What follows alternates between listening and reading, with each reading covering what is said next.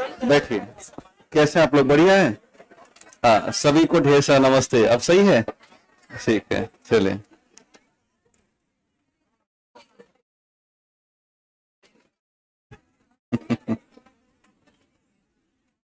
आइए तो। आज तो कल कम लोग आए थे ना। हाँ भैया, जो लोग नहीं आए थे वो ऑनलाइन अपना पूरा कर लेना है ना।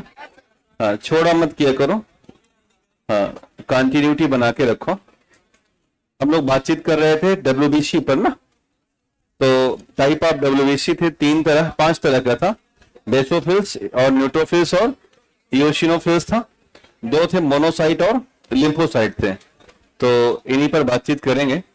ऑनलाइन जो हमें देख रहे हैं, आपको भी ढेर सारा गुड मॉर्निंग, नमस्ते, है ना।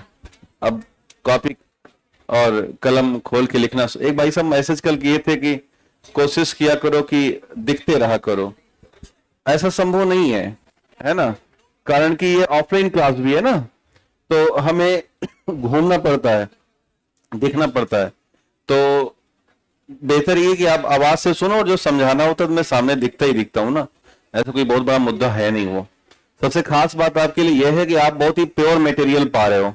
आमतौर पे जो ऑनलाइन क्लास होती हैं वो कैसे होती हैं? स्टूडियो वाली होती हैं। स्टूडियो वाली ऑनलाइन क्लास में कोई खास पढ़ाता नहीं है। जानते हो नहीं जानते हो? उसमें बहुत लकीर का फकीर वाला मामला होता है। मुझे भी पढ़ाना है, मैं भी उदासीन होकर पढ़ाऊंगा। ये मैं रिकॉर्ड रिकॉर्ड बोल रहा हूँ। ये जो क्लास है ये ओरिजिनल क्लास है, आपको मतलब ऑफलाइन की फीलिंग मिल रही है। तो इसलिए यही लाभकारी है, इसका आप उपयोग करिए। क्या कोई सवाल है किसी का? बताइए। हाँ, थैलेमस, थैलेसीमिया। वही तो क्या, थैलेमस में पढ़ाया नहीं, कहां से होता है? Maximum blood transfusion. हाँ चलिए। हाँ, हमने बताया था ज्यादा रक्त चढ़ाना पड़ता है, आयरन ओवरलोड हो जाता है। हाँ, यही एक तरीका है। रक्त चढ़ाना ही पड़ेगा, यही वजह कि आयरन ओवरलोड हो जाता है, फिर मामला गड़बड़ होता है। तो उसके लिए दवाएं चलती हैं कि आयरन ओवरलोड ना होने पाए, फिर भी हो ही जाता है। तो इसी को बोलते हैं, इसलिए तो अलग है ना, एनीमिया से अलग है ये।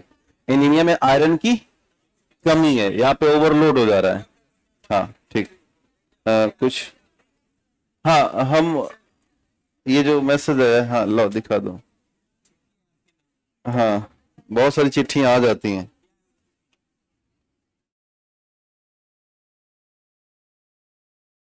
ये अभी टॉपिक है, आगे मिलेगा तो बताएंगे, पीली चिट्ठी का। फंक्शन ऑफ ब्लड प्लाज्मा एक बार ठीक है, समझा दे, दोबारा समझाते हैं, चलिए। तो अब इसी का ऐसा है ना कि मैसेज आया इसमें कि हमने पूछा कि क्या, कल ही पूछा मैंने कि क्या रिस्पांस है आपका। तो इन्होंने कहा है कि नीचे ट्रांसफार्मर लग गया है, बस खाली इनको कनेक्शन मिलने भर की देर है। तो कनेक्शन मिलने में इसलिए देर हो रहा है कि चुनाव उनाव का माहौल है, इसलिए ये नहीं पा रहे हैं। हाँ, जो भी मुझे जो जानकारी मिली यही मिली है।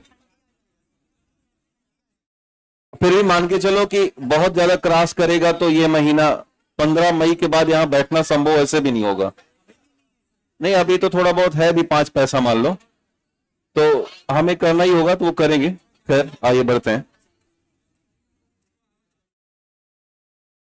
ये काहे चल नहीं रहा भैया? मक्खी बैठी। नहीं, मक्खी बैठ गई थी। तो हम लोग बातचीत कर रहे थे कल हीमोग्लोबिन, सॉरी, डब्ल्यूबीसी के बारे में। और टाइप ऑफ डब्ल्यूबीसी में शायद 3 हो गए थे ना। इयोसिनोफिल्स हो गया था, लेकिन वहां पे एक बीमारी थी इयोसिनोफिलिया। तो एक बीमारी की हेडिंग यहां पर लिख दीजिएगा।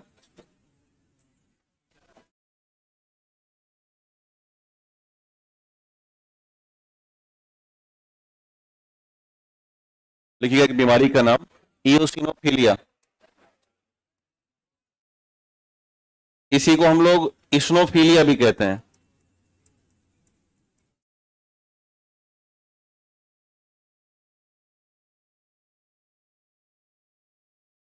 लिखिएगा इयोसिनोफिलिया या इस्नोफिलिया तो बहुत कॉमन सा नाम है ना। एसी का क्या शेड्यूल चल रहा है?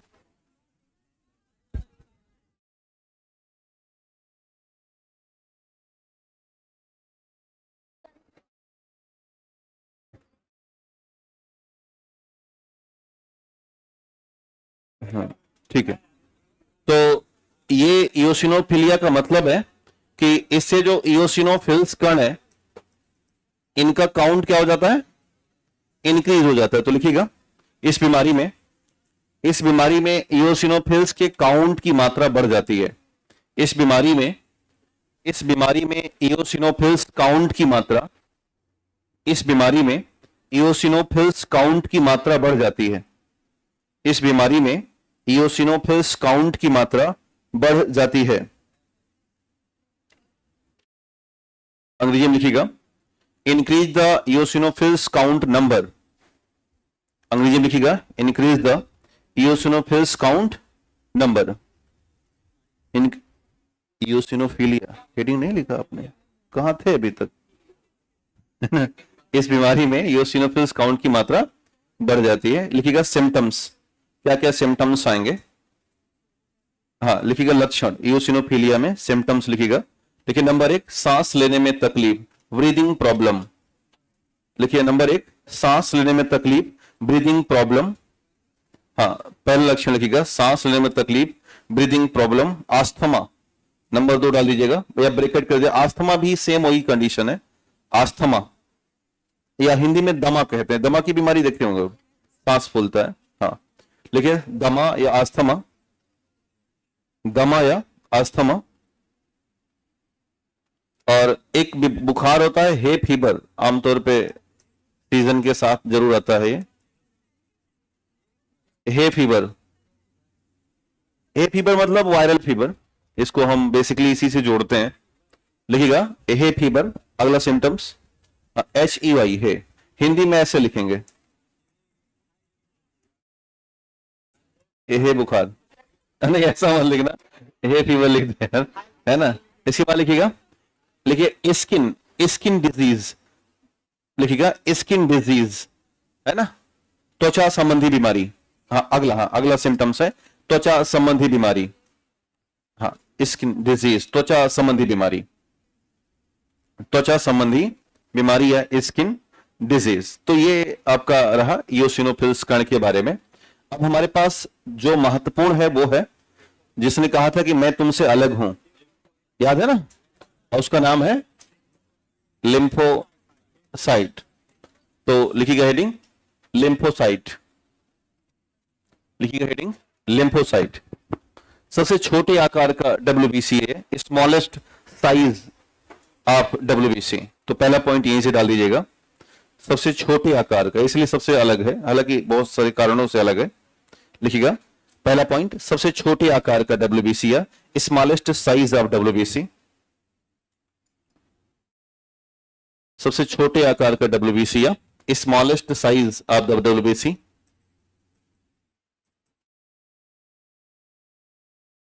इसका जो परसेंटेज है वो है 18 से लेकर के 35 तक। तो second large amount of WBC कहा जाता है ये, क्योंकि पहला वाला कौन सा था? न्यूट्रोफिल्स, याद है 40 to 60%। तो सेकंड लार्ज अमाउंट अगर देखा जाए तो वो लिम्फोसाइट दिखेगा। तो परसेंटेज लिखिएगा 18 से 35%, ब्रेकेट कर देना दूसरा सर्वाधिक मात्रा या दूसरी सर्वाधिक मात्रा, दूसरी सर्वाधिक मात्रा।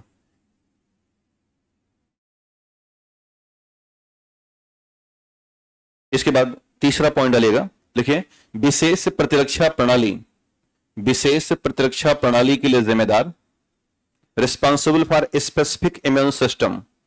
विशेष प्रतिरक्षा प्रणाली के लिए जिम्मेदार, responsible for specific immune system, responsible for specific immune system. विशेष प्रतिरक्षा प्रणाली के लिए जिम्मेदार, विशेष प्रतिरक्षा प्रणाली के लिए जिम्मेदार, responsible for specific immune system. उसी में आगे बढ़ाना, लिखिए एंटीबॉडी, एंटीबॉडी या इसी को बोलते हैं इम्यूनोग्लोबिन।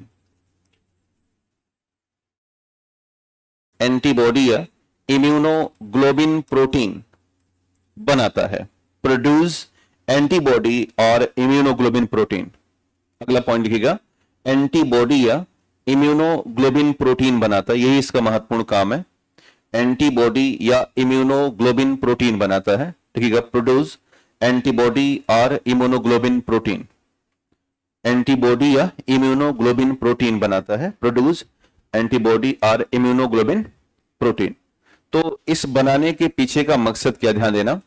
अगर ये रमेश है और इनके शरीर में किसी भी तरह का कोई माइक्रो ऑर्गेनिज्म प्रवेश कर रहा है, माइक्रो ऑर्गेनिज्म का मतलब है कि या तो वायरस या तो बैक्टीरिया, कल हमने इस पर चर्चा की थी कि वायरस या बैक्टीरिया कुछ भी इनकी बॉडी में प्रवेश करेगा, तो इसे हम बोलते हैं एक्सटर्नल एंटीजन। क्या बोलेंगे? External antigen. और जो एक्सटर्नल एंटीजन होते हैं ये बॉडी के लिए बेहद हार्मफुल होते हैं, यानी कि इनसे हमें बीमारी उत्पन्न होगी। बॉडी में दो प्रकार के एंटीजन होते हैं, एक इंटरनल एंटीजन और एक एक्सटर्नल एंटीजन। जो इंटरनल एंटीजन होते हैं वो हमारे लिए हार्मफुल नहीं है, वो फैटल नहीं है। जैसे हमारी बॉडी में ढेर सारे ग्लाइकोप्रोटीन पाए जाते हैं जिनको हम antigen A and antigen B के नाम से जानते हैं, which is responsible for the blood group, specific blood group means A B and O या ए बी समथिंग समथिंग। ये मुख्य तौर पर एंटीजन के आधार पर ही निर्धारित होता है। लेकिन जो हमें बाहर से प्रभावित कर रहे हैं, खास करके बैक्टीरिया या वायरस, इनको हम क्या नाम देंगे? एक्सटर्नल एंटीजन बोलेंगे। तो जो हमारा लिम्फोसाइट है वो इन्हीं एक्सटर्नल एंटीजन के अगेंस्ट ये बनाता है क्या? तो जवाब हो गया एंटीबॉडी। अब ये जो एक्सटर्नल एंटीजन है ये किस पावर के हैं, इनके अंदर कितनी क्षमता है, ये सारी बातें या इस तरह का इंफॉर्मेशन रिसीव करना, इसके बारे में जानकारी हासिल करना और उसी के एवरेज में क्या बना देना? Immunoglobulin protein. इसे हम कहते हैं आईजी। क्या बोलेंगे? आईजी कहते हैं। तो इम्यूनोग्लोबिन प्रोटीन बना देना जिससे कि शरीर अब लड़ने के लिए तैयार हो जाए और घातक से घातक माइक्रो ऑर्गेनिज्म को मार दे, यही इसका मुख्य कार्य है। इसलिए हमने कहा कि स्पेसिफिक इम्यून सिस्टम जनरेट कौन कर रहा है? लिम्फोसाइट। लिम्फोसाइट दो प्रकार के होते हैं, एक होते हैं लिम्फोसाइट टी और एक होते हैं लिम्फोसाइट बी। तो इनको हम अगर ऐसे डिवाइड करें तो एक होगा लिम्फोसाइट टी और दूसरा हिस्सा होगा लिम्फोसाइट बी का। बेसिकली लिम्फोसाइट बी वहीं से बना है जहां से हर किसी का निर्माण होता है, यानी कि बोन मैरो। लेकिन लिम्फोसाइट टी की अलग खासियत है, ये मैक्सिमम या कहा जाए 90% लिम्फोसाइट टी बनते हैं थाइमस ग्लैंड से। आप एक नाम सुने होंगे, thymus gland. Basically thymus gland is a endocrine gland, एक अंतःस्रावी ग्रंथि है जो हमारे थोरेसिक कैविटी या सीने के पास होती है। बच्चों में यह थाइमस ग्लैंड लंबी और बड़ी होती है, लेकिन जब हम वयस्क होते हैं तो इसका आकार छोटा हो जाता है। और इसका एक ही काम है कि बॉडी में इम्यून सिस्टम और एक विशेष तरह का हार्मोन है थाइमोसिन, उसे जनरेट करते रहना और हमें अलग तरह का एक प्रोटेक्शन लेयर प्रोवाइड करना जिससे कि हम बीमार ना हो। हम एक ऐसे एटमॉस्फेयर में घिरे हुए हैं जहां पर हमारी तुलना में मैक्सिमम अमाउंट में माइक्रो ऑर्गेनिज्म है। हमारा और बैक्टीरिया या वायरस का इतिहास बड़ा पुराना रहा है।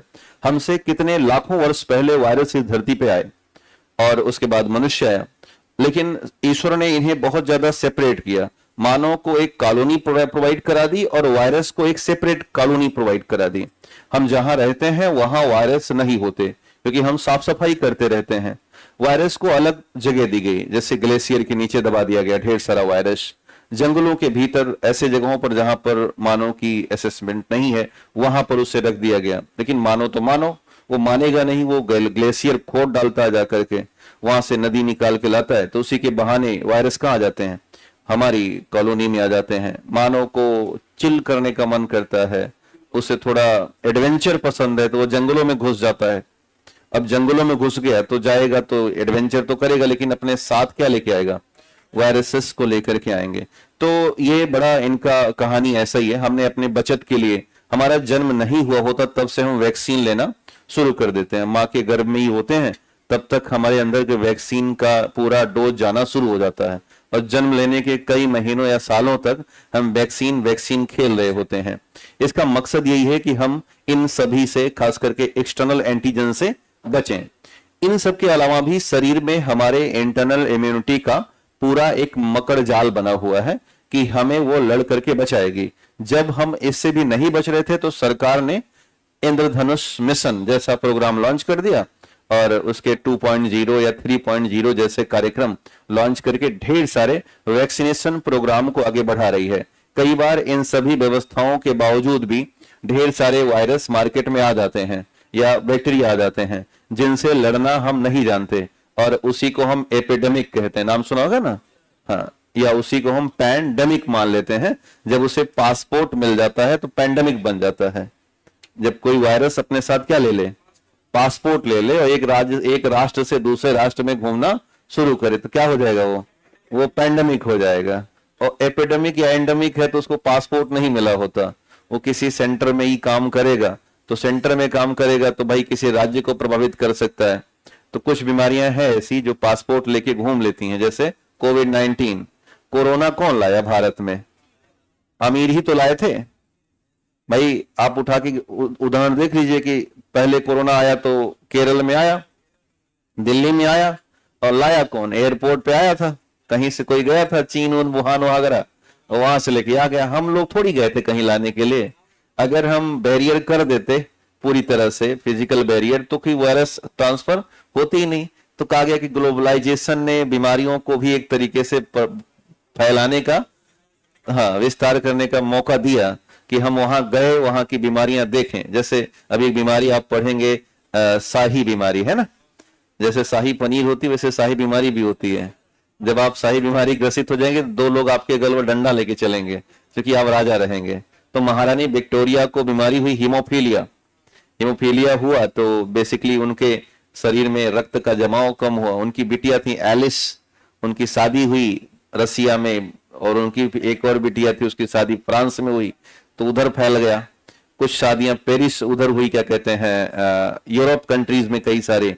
अंग्रेज भाग गए भारत, 2-4 अंग्रेज यहाँ भी शादी वादी भारतीयों से कर लिए, कर ही लिए थे, सीधी सी बात है। नहीं कर लिए तो जबरन कर लिए।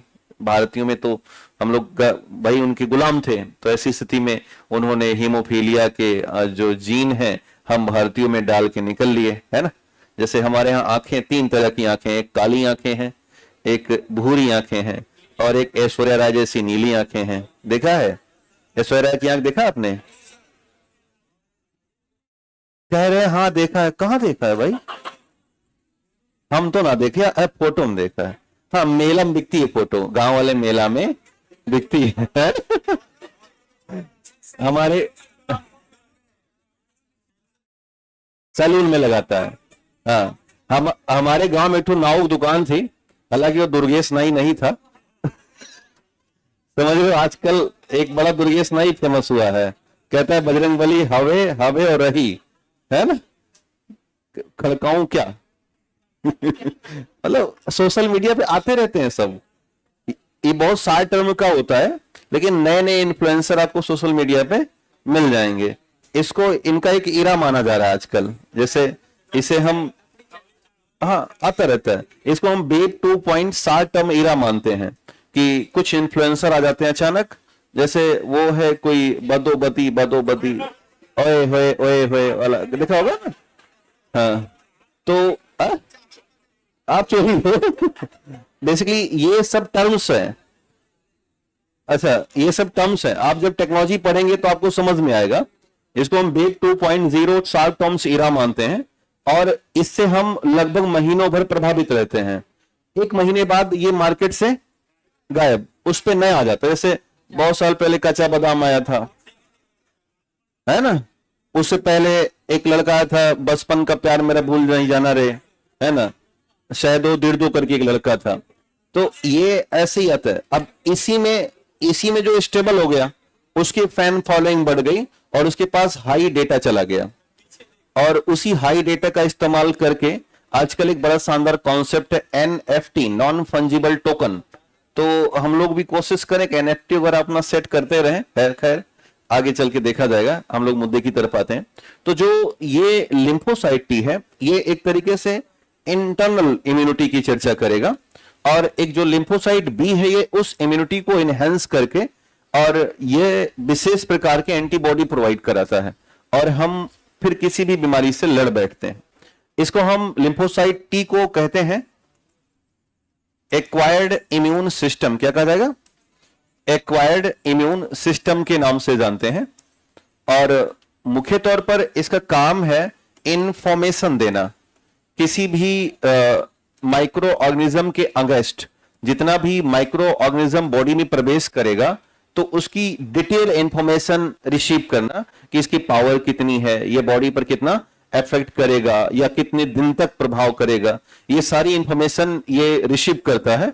और इस इंफॉर्मेशन को रिसीव करने के बाद ये ट्रांसफर कर देता है बी के पास, और जब बी के पास ट्रांसफर करेगा इस इंफॉर्मेशन को तो क्या हुआ?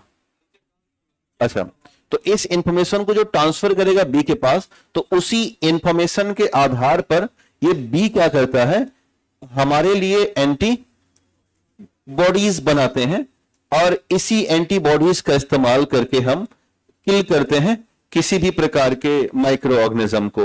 तो ये दोनों महत्वपूर्ण है, लेकिन सबसे महत्वपूर्ण कौन सा है? टी है। एक बीमारी होती है जिसे हम बोलते हैं virus HIV, human immuno virus, जिसे कल आप सुन के कल चौंक गए थे, हम AIDS बोल रहे थे तो आपको लगा कि AIDS कोई नई बीमारी आ गई, बल्कि वो एड्स ही था। तो जब ह्यूमन इम्यूनो वायरस हमें प्रभावित करता है तो इसका पहला ही काम है कि टी वाले को किल कर दो, समाप्त कर दो, खत्म कर दो। जैसे किसी भी सोसाइटी के बाहर बैठा हुआ वॉचमैन, तो जब आप ऐसी एंट्री करेंगे वॉचमैन तो पूछे कहां जाना है, पूरा डिटेल नोट कराता है ना, फिर फोन करेगा उस टावर नंबर बी में और वहां पर बताएगा कि आपका कोई फर्जी का रिश्तेदार आ रहा है, इंतजार कर रहा है, आना चाहता है। तो आप कहोगे कि उसको बाहर बाहर क्या करो, लौटा दीजिए। चेक कहोगे देखो कुछ लिया है कि नहीं लिया है, तो वो कहेगा बहुत बड़ा गिफ्ट हैम्पर लिया हुआ है, कहेगा फिर अंदर अंदर भेज दो, कुछ नहीं तो बाहर बाहर लौटा दो। तो ये LI के वॉचमैन है, ये पूरी तरह से इंफॉर्मेशन ले रहा है। लेकिन HIV आके पहले किसको मार देगा? वॉचमैन को मार देगा। इसीलिए HIV को हम बीमारी के नाम से AIDS कहते हैं, एक्वायर्ड इम्यून डिफिशियंसी, यानी कि आपके अंदर किसकी डिफिशियंसी हो गई है? लिम्फोसाइट टी की डिफिशियंसी हो गई है। क्योंकि लिम्फोसाइट टी को ही हमने एक्वायर्ड इम्यून सिस्टम का है, तो HIV आते ही वो एक्वायर्ड इम्यून सिस्टम को क्या करेगा? डिफिशियंट कर देता है, उसको समाप्त कर देता है। और ऐसी स्थिति में फिर बंच ऑफ डिजीज हमारी बॉडी में आ जाती है। HIV not a single disease. HIV में आप उठा के देखेंगे तो बहुत सारी बीमारियां इतनी सारी हैं कि उसको जो कहते हैं जीवन में नर्क अगर कहीं है तो HIV है। उसको खून की कमी भी हो जाएगी, पीलिया हो जाएगा, बुखार पकड़ेगा, बॉडी लॉस होगा, मतलब कुछ भी ऐसा नहीं है जो बचेगा, और अंत में एकदम बिल्कुल सीकर जैसा होकर के मरेगा वो, एकदम सूखा पापड़ बन जाएगा। सही कह रहे हो, मतलब दुर्गति जानते हैं शब्द, तो वो दुर्गति शब्द HIV एड्स में शामिल होती है। और उसका सबसे बड़ा कारण है कि टी मर गया तो इंफॉर्मेशन नहीं रिसीव कर पाएगा कि आखिर HIV की पावर कितनी है, और वो ये क्या करेगा, ये तो इंतजार कर रहा है बी कि आप इंफॉर्मेशन भेजो तो हम इसके खिलाफ क्या बनाए, एंटीबॉडी बनाए। जो जब ये इंफॉर्मेशन नहीं पाएगा तो ये एंटीबॉडी बना नहीं पाएगा और इस पर वो पूरा अपना अधिकार कर लेगा। कोई भी वायरस जब बॉडी में आता है तो फोटोकॉपी की मशीन लेके आता है, उसका काम ही है आते ही क्या करो, अपनी ही जैसा फटाफट फटाफट ढेर सारा वायरस बनाओ और हर कोशिका में एक एक को सबको कर, तुम्हारा कोशिका 1 में राजा, कोशिका 2 में राज तुम्हारा, 3 में तुम्हारा, ऐसे ढेर सारे लाखों वायरस बना करके और हमारी कोशिकाओं में वो प्रवेश करा देता है। और अब कोशिका किसके कहने पे काम करेगी? उस वायरस के कहने पे काम करेगी और हमारे कंट्रोल से बाहर हो जाएगी। और कोई भी अगर नकारात्मक राजा आया है तो सीधी सी बात है वो राज्य को बर्बाद कर डालेगा। तो हर कोशिका को बर्बाद करने का अधिकार वायरस के पास होता है और अंततः उस जीवधारी की मौत हो जाती है। तो इसीलिए हमारे पास अगर एंटीबॉडी डेवलप हो जाए तो बड़े काम की चीज हो जाए। तो डिवाइड कीजिएगा 2 हिस्सों में, या कुछ लिखा आपने? हाँ लिख लिया। अब लिखिएगा टाइप ऑफ लिम्फोसाइट, लिखिएगा टाइप ऑफ लिम्फोसाइट, और 2 लिम्फोसाइट लिखेगा। 2 प्रकार अपनी कॉपी में ऐसे बना देना, एक लिखिएगा लिम्फोसाइट टी और एक लिखिएगा लिम्फोसाइट बी। लिम्फोसाइट टी और लिम्फोसाइट बी, इसका जो ओरिजिन है उसे जरूर लिखिएगा। 90% ओरिजिन कहां से होगा? थाइमस ग्लैंड से होता है और 10% वहीं से होता है, यानी कि कहां से, बोन मैरो से।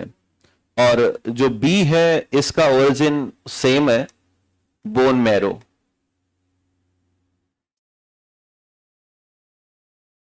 बी जो है उसका ओरिजिन सेम है, बोन मैरो। बी में लिखिएगा बोन मैरो। इसका नाम लिख दीजिएगा एक्वायर्ड इम्यून सिस्टम, ब्रैकेट कर देना, acquired immune system, acquired immune system नाम डाल दीजिएगा नीचे। इतना सेटअप बन गया। नाम लिखिएगा एक्वायर्ड इम्यून सिस्टम। इसको बोलते हैं उपार्जित प्रतिरक्षा तंत्र। हिंदी लिखना चाहें तो लिख सकते हैं, क्या हो जाएगा, उपार्जित प्रतिरक्षा तंत्र, एक्वायर्ड इम्यून सिस्टम। अब इसके नीचे लिखिएगा, टी वाले के नीचे लिखिए यह सूक्ष्म जीवों के प्रति जानकारी इकट्ठा करता है। यह सूक्ष्म जीवों के प्रति, यह सूक्ष्म जीवों के प्रति जानकारी इकट्ठा करता है और उनकी पहचान करता है। यह सूक्ष्म जीवों के प्रति जानकारी इकट्ठा करता है और उनकी पहचान करता है। Collect information about micro organism, सूक्ष्म जीवों के प्रति जानकारी इकट्ठा करता है। Collect information about micro organism and identify them. यह सूक्ष्म जीवों के प्रति जानकारी इकट्ठा करता है और उनकी पहचान करता है। Collect information and identify them, collect information and identify them. अब हम कहां आएंगे, सीधे बी के पास। लिखिएगा, बी में हिंदी में लिखिएगा, यह एंटीजन के खिलाफ, यह एंटीजन के खिलाफ एंटीबॉडी, यह एंटीजन के खिलाफ एंटीबॉडी बनाता है। यह एंटीजन के खिलाफ एंटीबॉडी बनाता है। यह एंटीजन के खिलाफ एंटीबॉडी बनाता है। It produce antibody against antigen. It produced antibody against antigen. It produce antibody against antigen. तो ये एंटीबॉडी बनाया और एंटीबॉडी को हम बोलते हैं इम्यूनो ग्लोबिन प्रोटीन। एक और नाम से जानेंगे, इम्यूनोग्लोबिन प्रोटीन। और इम्यूनोग्लोबिन को हम शॉर्ट फॉर्म में बोलेंगे आई और जी। शॉर्ट फॉर्म लिखिएगा आई एंड जी, उसके नीचे इसे बना लेना, एक एरो बना के लिखिएगा इम्यूनोग्लोबिन प्रोटीन और लिखिएगा आईजी। इम्यूनोग्लोबिन प्रोटीन और लिखिएगा आईजी। तो हमने जो प्रोटीन देखा उसका नाम है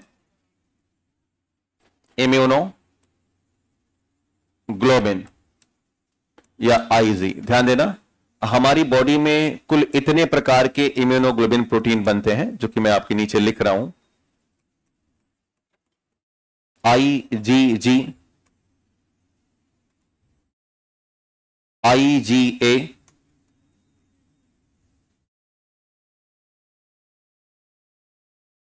आईजीएम, आईजीडी, आईजीई। कुल 5 प्रकार के इम्यूनोग्लोबिन प्रोटीन प्रोवाइड करती है हमारा lymphocyte B. IgG, IgA, IgM, IgD और आईजीई। जिनमें से जो आईजीजी है वो मोस्ट कॉमन एंटीबॉडी है किसी भी व्यक्ति के शरीर में, और मैक्सिमम किसी भी प्रकार के माइक्रो ऑर्गेनिज्म को किल करती है।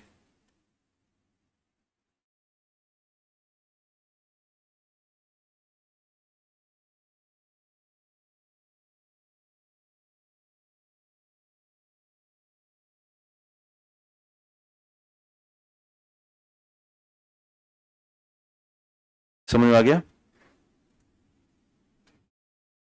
अब ये मैंने इसलिए बताया आपको कि आपको दोबारा कहीं ना कहीं मुलाकात होगी तो आपके पास ये मन में रहेगा ये तो एंटीबॉडी है। और कहां बना था? लिम्फोसाइट बी के द्वारा। ये यही है, हर किसी के शरीर में ये होते हैं। अगर इनमें किसी की कमी आई तो हम फिर लंबे समय तक बीमार हो जाते हैं, प्रभावित रहते हैं। तो इन्हें मेंटेन करना हमारी नैतिक जिम्मेदारी है और इसे मेंटेन करने के लिए हम ज्यादातर प्रोटीन का सेवन कर रहे होते हैं जब, तो ये बॉडी में खुद ही बन रहे होते हैं। इनके लिए अलग से हमें एफर्ट करने की आवश्यकता नहीं पड़ती है। एक और हमारे पास लिम्फोसाइट है जिसको हम बोलते हैं नेचुरल किलर लिम्फोसाइट या एन के लिम्फोसाइट। तो वो थोड़ा सा इनेट इम्यून सिस्टम है, यानी कि जन्मजात प्रतिरक्षा प्रणाली के तौर पर मानते हैं, और mixture of B and mixture of T मानी जाती है। तो नीचे एक नोट डाल दीजिएगा।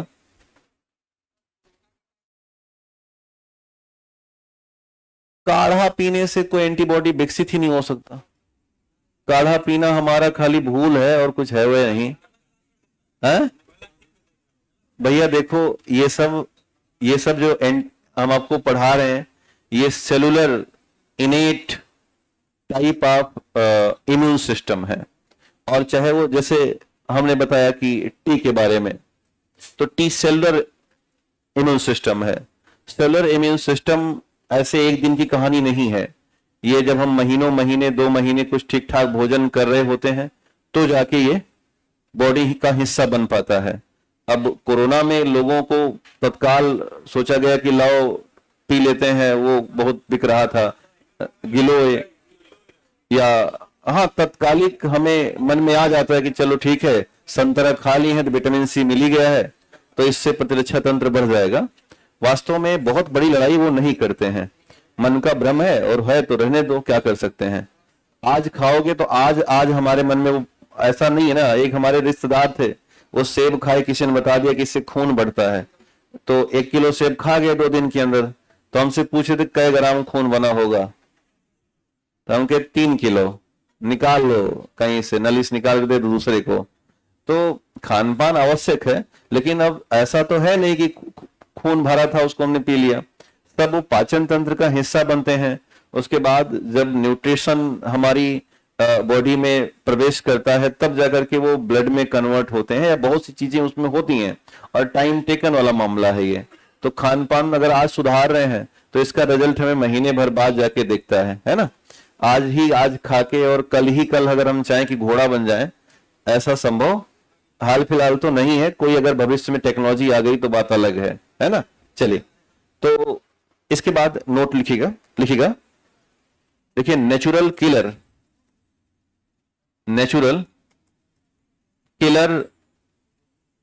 लिम्फोसाइट जन्मजात प्रतिरक्षा प्रणाली है। Natural killer lymphocyte NK lymphocyte जन्मजात प्रतिरक्षा प्रणाली है। जन्मजात प्रतिरक्षा प्रणाली है नेचुरल किलर लिम्फोसाइट, जन्मजात, अंग्रेजी में बोलते हैं इनेट इम्यून सिस्टम। जन्मजात प्रतिरक्षा प्रणाली या इनेट इम्यून सिस्टम जन्मजात प्रतिरक्षा प्रणाली है, तथा यह लिम्फोसाइट टी और बी का मिश्रित कार्य करती है। Work function of the mixture of lymphocyte T and B.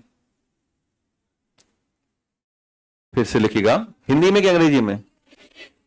English में, हिंदी में। फिर से ध्यान देना, कोई उर्दू वाला तो नहीं है? हाँ ठीक है ना, हम फिर से कर रहे। देखो लिखिएगा, नेचुरल किलर लिम्फोसाइट जन्मजात प्रतिरक्षा प्रणाली है। अब इसको अंग्रेजी में कहिएगा, natural killer lymphocyte is a इनेट immune system. Conjunction वगैरह लगा लिया करो थोड़ा, दोनों बतिये तो लिखी है, ई जयमाल नहीं लगा पाओगे। अब हिंदी में लिखिएगा, आगे बढ़ा के लिखिएगा, यह लिम्फोसाइट टी और बी का मिश्रित कार्य करती है। यह लिम्फोसाइट टी और बी का मिश्रित कार्य करती है। Work function is a mixture of B and T. Work function is a mixture of B and T. तो ये थोड़ा सा दिमाग में आपको लेकर के चलना था।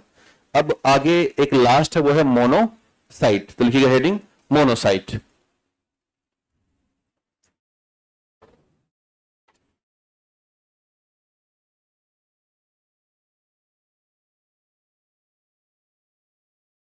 सबसे बड़े आकार की डब्ल्यूबीसी है ये, तो लार्जेस्ट साइज ऑफ डब्ल्यूबीसी लिख दीजिएगा, पहला पॉइंट।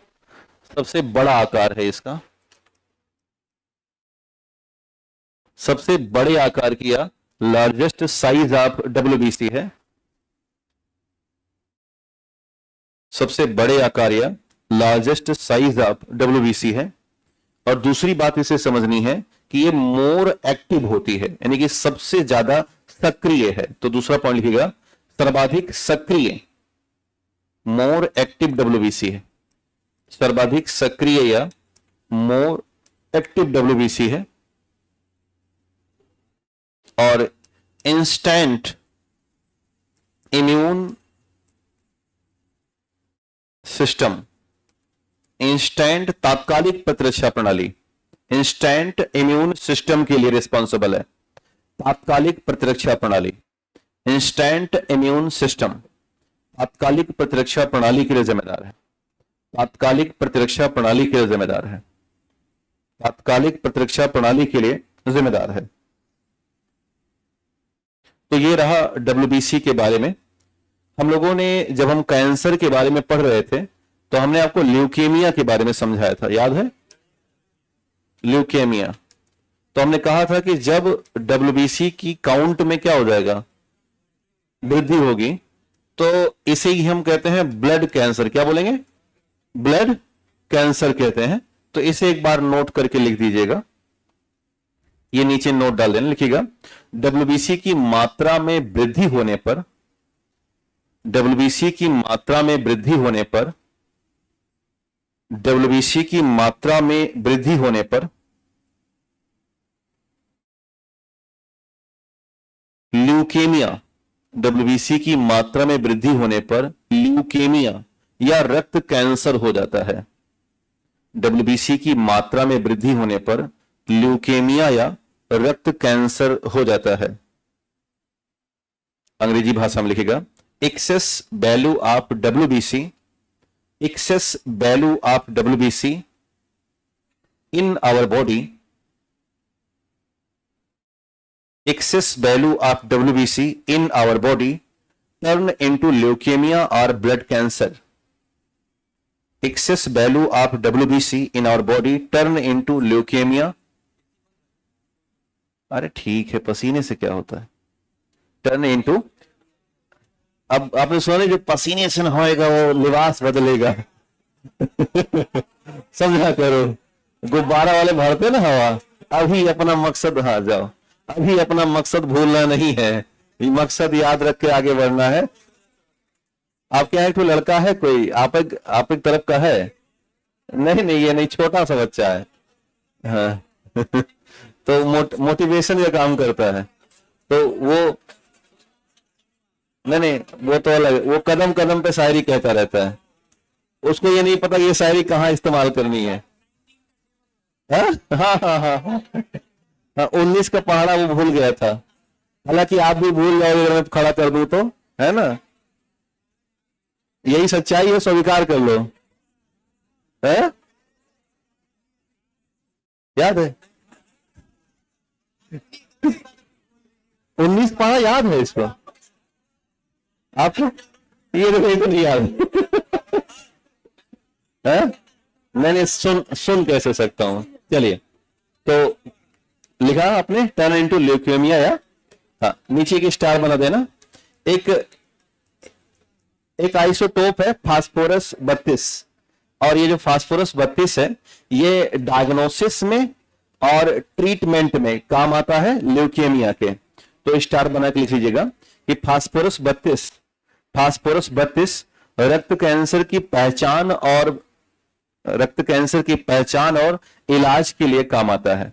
फास्फोरस 32 आगे बढ़ा के लिखिएगा for treatment and diagnosis of blood cancer. अंग्रेजी में लिखिएगा फास्फोरस 32 और एक लाइन बनाना, आगे लिखिएगा for treatment and diagnosis of blood cancer. For treatment and diagnosis of blood cancer. Phosphorus 32 रक्त कैंसर की इलाज और पहचान में काम आता है। रक्त कैंसर के इलाज और पहचान में काम आता है। हालांकि आजकल रक्त कैंसर को कई या किसी भी कैंसर को हम कीमोथेरेपी से ठीक कर रहे हैं, बेसिक हमारे पास प्रक्रिया है, और कोबाल्ट 60 का इस्तेमाल भी कर रहे हैं ना, तो ये भी दिमाग में अपने लेके चलिएगा। और स्पेशली ब्लड कैंसर को हम अब बोन मैरो ट्रांसप्लांट का भी इस्तेमाल करने की कोशिश कर रहे हैं। तो अगर आप चाहें तो लिख दें इसमें कि another treatment process is chemotherapy and bone marrow transplant. लिखिएगा another treatment process in blood cancer chemotherapy and bone marrow transplant. Hindi में लिखिएगा कि कीमोथेरेपी और अस्थि मज्जा प्रत्यारोपण, कीमोथेरेपी और अस्थि मज्जा प्रत्यारोपण।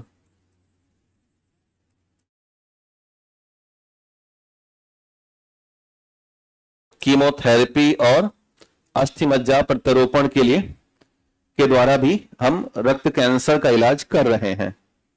कीमोथेरेपी और अस्थि मज्जा प्रत्यारोपण के द्वारा भी हम बोन मैरो ट्रांसप्लांट और कीमोथेरेपी या अस्थि मज्जा प्रत्यारोपण के द्वारा भी हम रक्त कैंसर का इलाज कर रहे हैं। तो ये रहा डब्ल्यूबीसी का कॉन्सेप्ट। अब लास्ट है और वो है प्लेटलेट्स, तो उस पर चर्चा करते हैं। लिखिएगा ब्लड प्लेटलेट्स, अगली हेडिंग क्या है? कीमोथेरेपी और बोन मैरो ट्रांसप्लांट। थोड़ा तेज लिखो बेटा ना, ऐसे तो कई साल लग जाएगा पढ़ाने में मुझे। ऑलरेडी हिंदी और अंग्रेजी में 2 समय लगता है। आपको बताऊं कि आप यहां पहुंचे हो और मुसल्लापुर हार्ट की बायोलॉजी खत्म होने जा रही है। तो इसका रीजन यही है कि हम 2 भाषियां हैं यहां पर, वहां पर हम एक भाषा में तेजी से चल रहे हैं। क्या? नहीं, ऐसा नहीं है। हाँ, संडे को चलता है।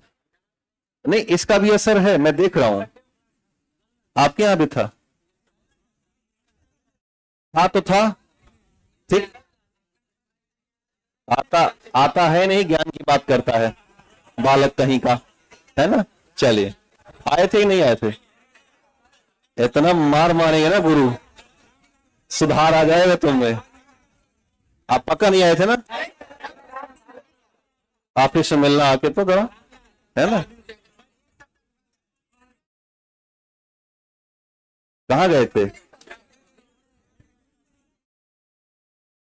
इनको भी इनका जांच करो तो थोड़ा, है ना। ये जाते कहाँ हैं? चले, लिखिएगा आधार नेम, जैसे सब में लिखा वैसे यहां लिखिएगा। ओरिजिन,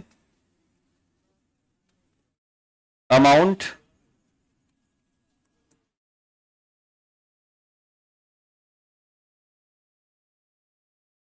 शेप, वर्क फंक्शन,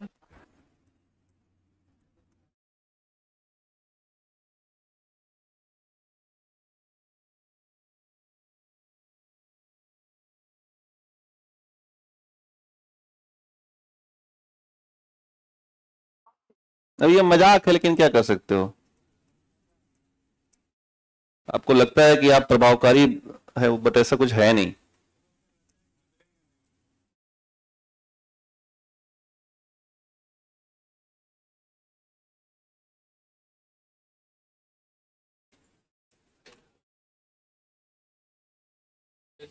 इसके बाद क्या था?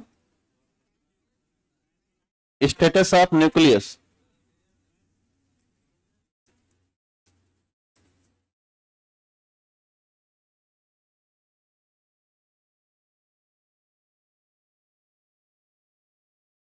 इसके बाद कलर था ना।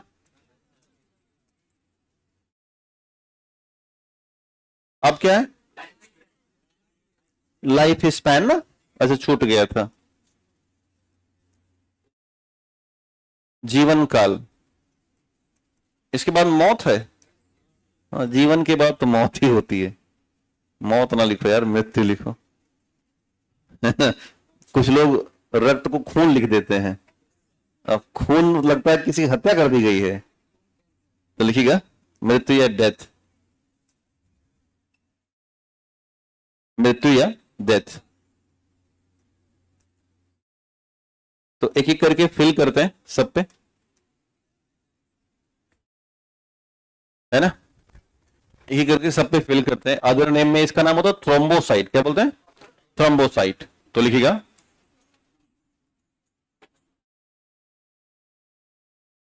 थ्रोम्बोसाइट, हिंदी में भी होगा थ्रोम्बोसाइट। ओरिजिन वहीं से होता है जहां से सबमा होगा, यानी अस्थि, मज्जा या बोन मैरो।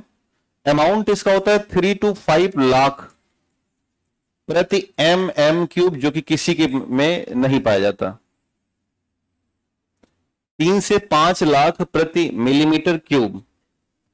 आमतौर पे हम लोगों में 2.5 ही होता है, क्योंकि इतना खान पान अच्छा तो है नहीं कि सही प्लेटलेट्स रहे। प्लेटलेट्स का होना बेहद आवश्यक है, नहीं तो हम कमजोर पड़ जाते हैं। 2.5 लाख होना भी अच्छी बात है, मतलब नीचे ज्यादा ना जाए। शेप इसका होता है डिस्क, जानते हैं? हाँ, चक्री जैसा, हाँ डिस्क जैसा होता है इसका, या गोलाकार लिख देंगे, सर्कुलर भी लिख सकते हैं। और इसका वर्क फंक्शन है ब्लड क्लॉटिंग का। किसका है? ब्लड क्लॉटिंग, या रक्त का अस्कंदन। क्या बोलेंगे? रक्त का अस्कंदन या रक्त का थक्का। स्टेटस ऑफ न्यूक्लियस नील है। बड़ी समस्या है कि खून में बेचारा डब्ल्यूबीसी अकेले किसको लेके चल रहा है? न्यूक्लियस को। बाकी कहीं न्यूक्लियस है ही नहीं, पूरा का पूरा एकदम केंद्रक विहीन घूमते रहते हैं। इसका कलर जो है वो डार्क येलो है और विथ पर्पल स्पॉट। पर्पल जानते हो ना? हाँ, जगह जगह पे पर्पल स्पॉट दिखते हैं। हाँ, इसका लाइफ स्पैन 7 डेज का है, और मौत वहीं होगी जहां सबकी होती है, स्प्लीन या प्लीहा। तो लगभग आप अभ्यस्त हैं ऐसे आंकड़ों को लिखने के लिए, है ना। ये आंकड़े थोड़ा काम के आ जाते हैं कई बार। स्टेटस ऑफ न्यूक्लियस नील। नील मतलब नहीं, नील मतलब गायब है। हाँ, और dark yellow with purple spot. गाढ़ा पीला, पर्पल की हिंदी क्या होगी? बैगनी। हाँ लिखिए, गाढ़ा पीला में बैगनी धब्बा। लिखो, गाढ़ा पीला के साथ बैगनी धब्बा। हाँ, गाढ़ा पीला के साथ बैगनी धब्बा। और मौत लिखिएगा 7 दिन बाद इनकी मृत्यु होती है, और कहां होती है? स्प्लीन में, है ना। ये आंकड़े क्लियर हुए? इन आंकड़ों के साथ हमें एक जानकारी मिल गई। एक बार पूछ लिया गया था सवाल कि अगर कहीं पर कोई वारदात हो गई है, वारदात जानते हो? अब वारदात तरह तरह की होती है। मैं अगर मान लेता हूं कि मर्डर हो गया किसी का, है ना, explain the working function of lymphocyte. तो अभी तक कर क्या रहा था मैं क्या कर रहा था अभी तक? कैसे कैसे लोग रहते हैं यार। और लिम्फोसाइट ही तो एक्सप्लेन कर रहा था कि टी एंड बी कैसे करेगा। टी इंफॉर्मेशन और आइडेंटिफिकेशन करता है, और बी क्या कर रहा है? एंटीबॉडी बना रहा है। ये उसका वर्क फंक्शन है। ठीक है, चलिए। तो मान लो कहीं क्राइम हुआ या वारदात हुआ, और वहां पर कैसी वारदात है? मर्डर हो गया है। तो तुरंत फोरेंसिक साइंस वाले आते हैं ना, फोरेंसिक टीम आ जाती है, और तुरंत ही वो पीला पीला फीता बांध देती है।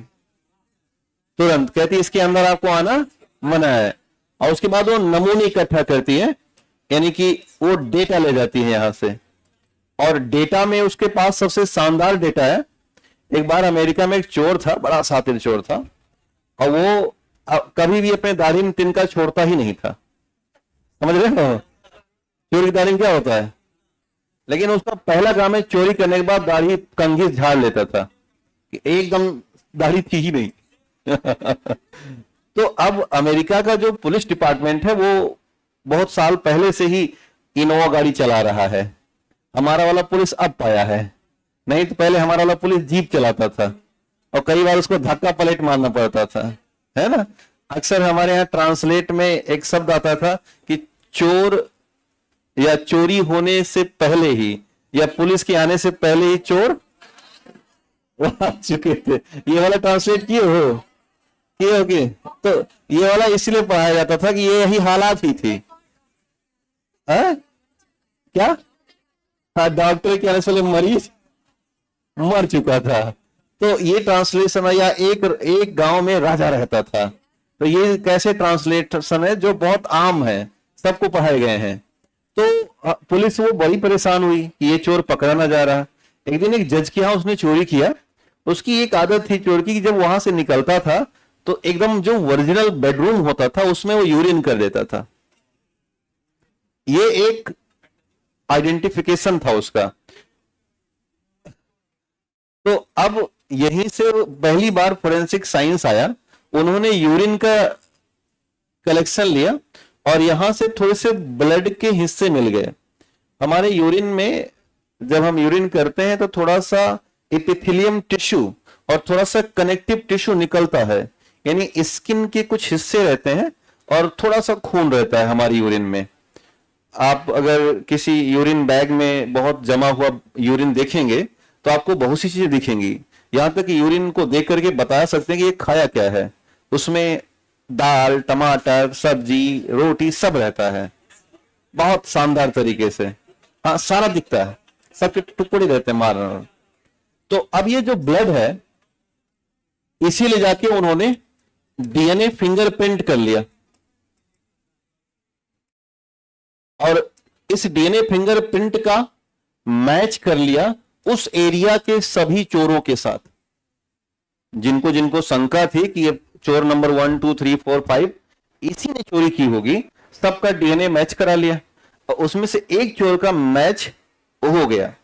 99.99% सभी के डीएनए समान है। हमारे, आपके, मोदी जी के, सबके। मोदी जी आ रहे हैं ना, उनके डीएनए बराबर हैं, किसी के अंतर नहीं है। पटना में आ रहे हैं शायद, अब जो भी आ रहे होंगे उनको प्रचार थोड़ी मुझे करना है मुझे जानकारी मिली कि उस दिन थोड़ा रस रहेगा यहां पर। तो सबके डीएनए 9। अब अंतर कितना है? तो अंतर है 0.1%। कितना? 0.1% का अंतर है। उसको बोलते हैं हम variable number of tandem repeats, VNTR। और variable number of tandem repeats ऐसा कहा जाता है कि किन्हीं 3 लाख लोगों में कोई 2 लोग एक जैसा होता है, यानी उसका VNTR भी समान होता है। ऐसा माना जाता है कि हो सकता है कोई 3 लाख जैसा अगर व्यक्ति ढूंढा जाए। आप देखें विराट कोहली के डुप्लीकेट दिखते रहते हैं, हालांकि वो एग्जैक्ट नहीं है, लेकिन हार्दिक पांड्या देखो रिक्शा चला रहा था एक दिन लिखता है हमारी की हालात ऐसी हो गई है। तो योगी जी का आजकल फेमस कर रहा है लोग, है ना, वो कहीं खा। तो इसका आशय कि उसने, पुलिस ने क्या किया, डीएनए फिंगरप्रिंट का मैच कराया और उस चोर को पकड़ लिया गया जो ये बदमाशी कर रहा था। तभी से दुनिया के सामने ये पता चल गया यार कुछ फोरेंसिक साइंस होता है। तो अब जब कहीं वारदात हुई और उनको ब्लड मिला तो इस ब्लड में आरबीसी है तो उससे कोई मतलब नहीं, क्योंकि इसमें डीएनए नहीं है। अब वो ना केंद्रक विहीन है, और केंद्रक नहीं है तो डीएनए नहीं है। इस ब्लड से अगर हमें प्लेटलेट्स मिला तो भी हमें कोई फायदा नहीं मिलने वाला, क्योंकि ये कैसा है, केंद्रक विहीन है या नील डीएनए, इसमें कोई भी न्यूक्लियस नहीं है।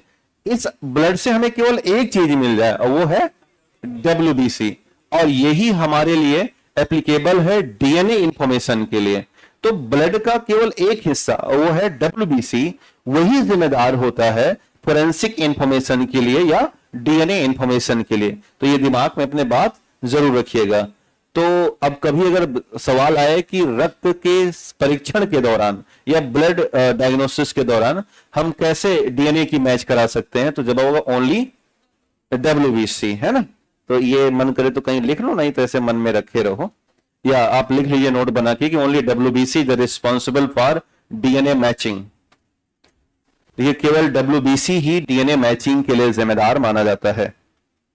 Only WBC is responsible for DNA matching. केवल WBC ही DNA मैचिंग के लिए जिम्मेदार माना जाता है। केवल WBC ही DNA मैचिंग के लिए जिम्मेदार माना जाता है।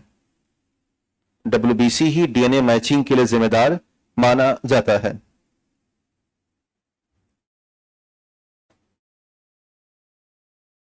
अब हम कुछ कॉन्सेप्ट की बात करते हैं प्लेटलेट्स के बारे में। लिखिएगा ब्लड प्लेटलेट्स और कॉन्सेप्ट। लिखिएगा ब्लड प्लेटलेट्स एंड कॉन्सेप्ट।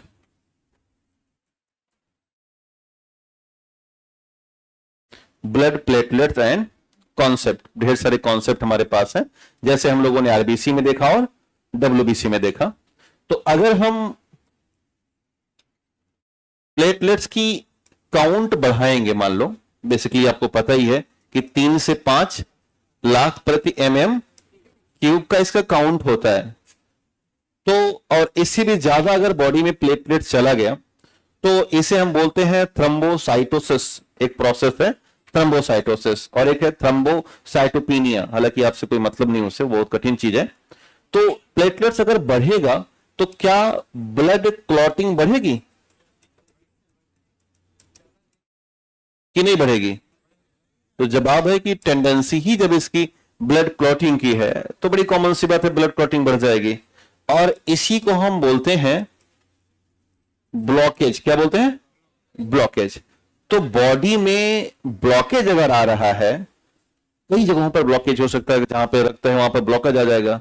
तो ब्लॉकेज आ रहा है, इसका मतलब है कि क्या बढ़ गया है? प्लेटलेट्स काउंट बढ़ा हुआ है। चलिए दूसरी बात करते हैं। अगर प्लेटलेट्स काउंट हम कम कर लेते हैं तो ऐसी स्थिति में क्लॉटिंग क्या हो जाएगी? कम बनेगी, ब्लड क्लॉटिंग बहुत डाउन हो जाएगी। और इसे ही हम कहते हैं हैमरेज। आपने सुना कि ब्रेन हैमरेज हो गया, दिमाग की नसें फट गई हैं। तो इसका मतलब है कि अब अगर दिमाग की नसें फटी हैं तो खून लगातार क्या हो रहा है? बह रहा है, बह रहा है, बह रहा है। उसका क्लॉट नहीं बन पा रहा, कारण कि लैक ऑफ प्लेटलेट्स। तो जब किसी को कभी ब्रेन हैमरेज होता है, अगर बॉडी में प्लेटलेट्स की काउंट ठीक ठाक है तो उसे लकवा कम मारता है, कारण कि तत्काल वहां पर प्लेटलेट्स एक्टिव होकर के हैमरेज को कम करेगा। और जिसमें प्लेटलेट्स काउंट कम है ऑलरेडी और उसको अगर ब्रेन हैमरेज हो गया तो ऐसी स्थिति में न्यूरॉन्स बहुत ज्यादा डिस्ट्रॉय होते रहते हैं और उसका लकवा जिंदगी में कभी ठीक नहीं होता।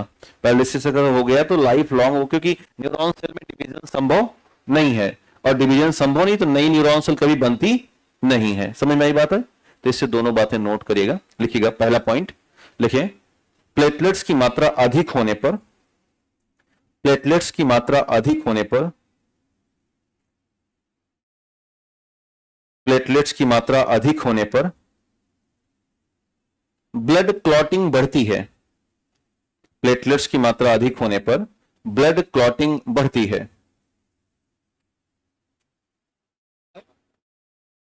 और इससे शरीर में ब्लॉकेज की संभावना बढ़ जाती है।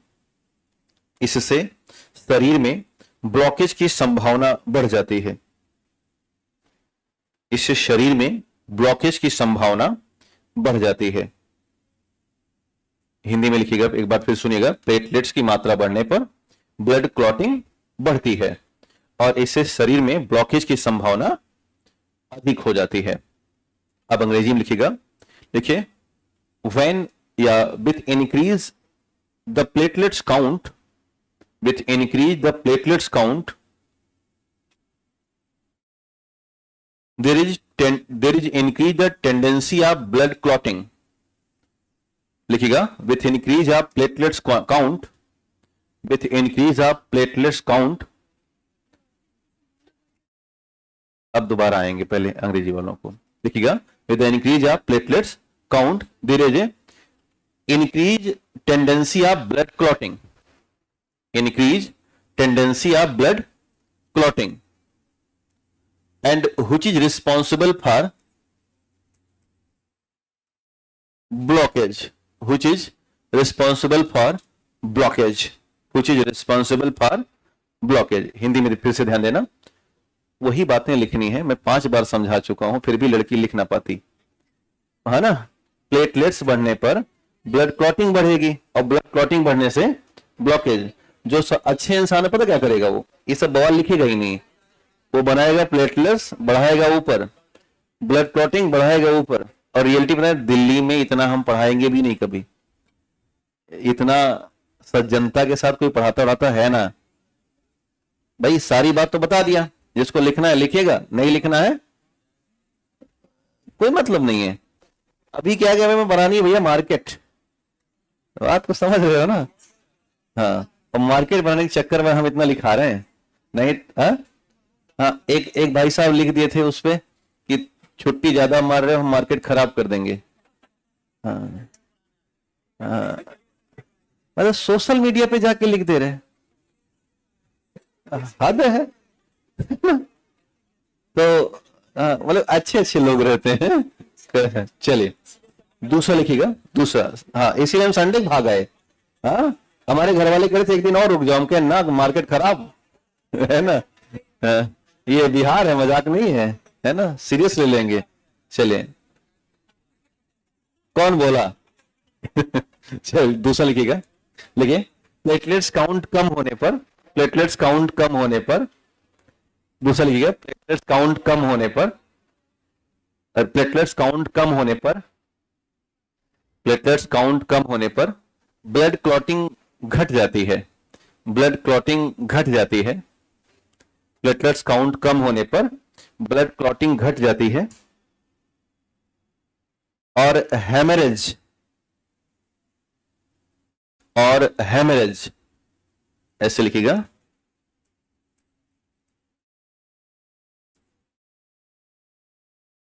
Haemorrhage, HAMORRHAGE, haemorrhage, blood clotting घट जाती है और हेमरेज हो जाता है।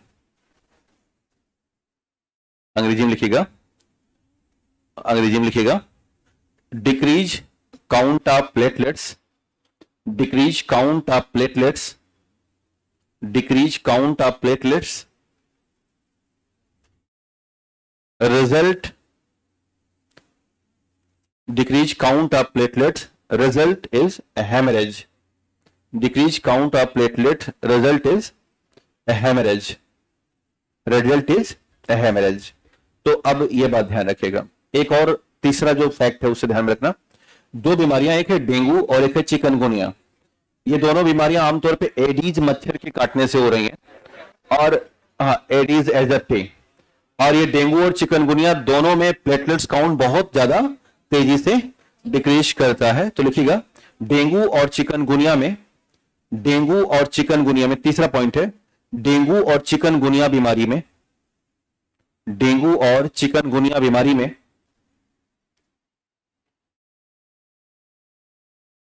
डेंगू और चिकनगुनिया बीमारी में प्लेटलेट्स काउंट, डेंगू और चिकनगुनिया बीमारी में प्लेटलेट्स काउंट कम हो जाता है,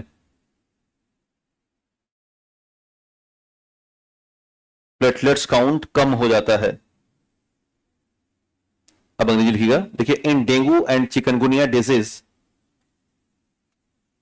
इन डेंगू एंड चिकनगुनिया, चिकन में CHIK से स्टार्ट होगा, in dengue and chikungunya disease, dengue and chikungunya disease there is a significant, there is a significant, there is a significant decrease number of platelets, there is a significant, there is a significant decrease number of platelets। Chicken, हाँ नहीं, chikungunya,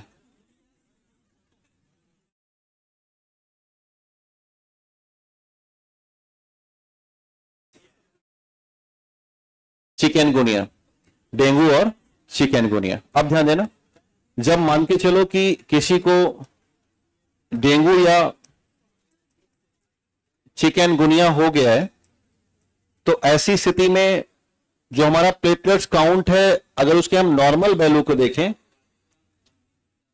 तो कितनी है, तो 3 से 5 लाख पर mm cube, ये एक नॉर्मल वैल्यू है। लेकिन जैसे ही हम डेंगू और चिकनगुनिया की गिरफ्त में आते हैं तो हमारा प्लेटलेट्स काउंट बहुत तेजी से या सिग्निफिकेंटली डिक्रीज होना शुरू हो जाता है। और अगर ये वैल्यू 50,000 प्रति mm क्यूब तक है तो इसे हम मानते हैं कि ये डेंजरस है ना, यानी कि गंभीर अवस्था में है। और ऐसी स्थिति में अब हमें किसी डॉक्टर की सलाह जरूर लेनी चाहिए। हमें कभी भी फिर पीपल के पत्ते या पपीते के पत्ते पर भरोसा नहीं करना चाहिए। और बकरी का दूध तो कसम खा के पीना नहीं चाहिए, नहीं तो ब्रुसेलोसिस नामक बीमारी हो रही है। बकरी का दूध पीने के बाद तो कुछ होने वाला है नहीं, पहली बात। हाँ, ये बात अलग है कि बकरी से उत्पन्न होने वाली ब्रुसेलोसिस बीमारी हम डेंगू के बाद लेके घूमेंगे 1-2 महीना तक। डेंगू होने का एक ही कारण है और वो ठीक होने का एक ही वजह है, वो है ज्यादा मात्रा में पानी पिया जाए और ज्यादा मात्रा में जूस पिया जाए और बहुत ज्यादा आराम किया जाए। जितना हो सके आराम करिए। मतलब आप अपने हाथ में रिमोट भी मिला के बटन दबाओ, बटन भी दबाने के लिए किसी और को रखो, इतना आराम करना है। जितना आराम उतना वहां से बेहतर होगा। तो खैर, ये वैल्यू गंभीर है, यानी कि डेंजरस कंडीशन है और यहां पर आपको डॉक्टर से एडवाइस लेने की आवश्यकता पड़ेगी। और जब इससे भी ज्यादा हम नीचे जाएंगे और हम पहुंच जाएंगे 20,000 प्रति mm क्यूब से, तो ये एक फैटल, कैसा है, ये फैटल कंडीशन होता है। मतलब कि अब इसमें मौत तय है और ऐसी स्थिति में हमें प्लेटलेट ट्रांसफ्यूज करने की आवश्यकता होती है। इसे बना लीजिएगा। नॉर्मल लिखेगा 3 से 5। अगर 50,000 mm क्यूब तक आया है तो वो गंभीर या डेंजरस है। वहां पर लिखेगा advice, to advice with doctor, doctor से संपर्क करने की आवश्यकता है 50,000 पर। उससे ऊपर है तो खतरा नहीं है, आराम करो, ठीक हो जाएगा। और अगर 20,000 प्रति mm क्यूब है तो इसे हम फैटल कंडीशन मानते हैं। डॉक्टर बोलता है कि मोस्ट सीवियर स्टेट है, बचोगे नहीं, भगवान का नाम लो, जो गहना पैसा रखे हो बता दो। गांव सभी कहते हैं ना।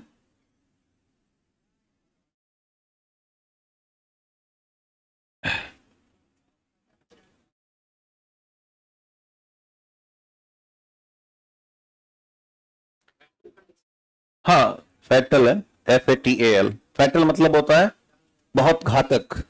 अब बचने की कहानी नहीं है, मोस्ट सीवियर कंडीशन। हाँ, यहां पे हिंदी कर देना घातक। इसके बाद कहेगा टाटा बाय बाय, खत्म। हाँ? हाँ। वहां पे फिर कहेंगे मिलेंगे हम तुमसे अगले जन्म में। यहां तक यही था, बन गया, ठीक है। तो ये कंडीशन है। यहां पर हमें कोशिश करना है कि कभी भी एस्पिरिन दवाएं नहीं लेनी है। हम अक्सर गलती कर देते हैं, पैरासीटामोल खा लेते हैं, बहुत गलत काम है। बुखार आए तो पट्टी डालें सर पे या ठंडे पानी से नहाएं, ये एक तरीका है बुखार कम करने का। कभी भी पैरासीटामोल या डोलो दवाई ना खाएं, ये हमारे काउंट को और बुरी तरह से कमजोर करती हैं। डॉक्टर लिख देता है, बात अलग है। लिखता तो नहीं, अच्छा डॉक्टर नहीं लिखेगा, बंगाली डॉक्टर के यहां जाओगे तो जरूर लिखेगा। चलिए, आपके गांव में बंगाली डॉक्टर हैं? हाँ, ये रमेश है, इनको चोट लग गई है। संगीता कह रही है का हो गया, तो कहीं यही हो गया, देख रहे हो कट गया है पूरा। लिखेगा ब्लड क्लॉटिंग का चोट। अच्छा, दिखा रहा तुम्हें। हाँ, हर जगह घोटाला है। हाँ, अरे हमने बहुत सारे ऐसे रमेश देखे हैं, वो ऐसे बात कर रहा था कि बाबू हम नहीं जी पाएंगे, और जैसे फोन कथा ऐसे हंस रहा है। अरे ऐसे बनावटी रमेश हैं, रोने लगता है और रोता नहीं है, खाली वो नाटक करता है, समझ रहे हो? ऐसा मैंने देखा है। आपका है ना, आप भी हो? चलिए, बड़ा घोटाला है। तो समझो कोई असली में रोता नहीं है, ये ध्यान देना। और इधर भी ये दोनों तरफ घोटाला है। चलिए लिखिएगा ब्लड क्लॉटिंग। तो आइए, कहां रोने जा रहा है, साइड से। चलिए, हाँ, ऐसा हमारा एक दोस्त था, ऐसा करता था वो। एक मोबाइल फोन हुआ करता था, यूनिनार सिम। उसने पहली बार ऐसा मौका दिया कि रात को 10 से सुबह 6 तक फ्री। अच्छा, वो घुस जाए और फिर एक कमरे में दोनों लोग रहे। अच्छा, हमें तो कोई बात करने के मिले ना, वो कहीं से सेट किया। रिकॉर्ड होने तो क्या ही कर सकते हैं। तो अब वो जो है बात करे कि खाना, अच्छा वो करीब घंटा भर इसमें लगा दे, वो कहे कि तुम काटो, उधर कहेगा नहीं तुम काटो। अब ये काटने वाले में टाइम लगता है, अगला रखने, अब वो काट दे तो अगला गुस्सा कि अच्छा काट दे, तुम्हें बड़ी जल्दी थी। तो काटते काटते घंटा भर लग जाए कि भाई एक दिन गुस्सा लगी, छीन के हम ही काट दिया ऐसे, तो बस रख दो, हो गया है ना। एक दिन वो फंस गया, कह रहे कि बाबू आज लड़का लड़का लोग एक साथ सो रहा है, लड़की लड़की लोग एक साथ सो रहा है। घर में ऐसा होता है। तो अक्सर घर में जब कोई कार्यक्रम होता है तो फूफा मौसिया चाचा दादा सब इकट्ठा हो जाते हैं और एक तरफ महिलाएं हो जाती हैं। चल, अब एक ऐसे लेट गए, अब वो शर्त लगा दी कि नहीं तुम्हें मुझे यहीं पे किस करना है। अब वो तरह तरह के बवाल करेगा। सिचुएशन बड़ी खतरनाक होती है। ये सब घटनाएं हैं, यही ये सबके साथ गुजरा हुआ है, तो ध्यान देना।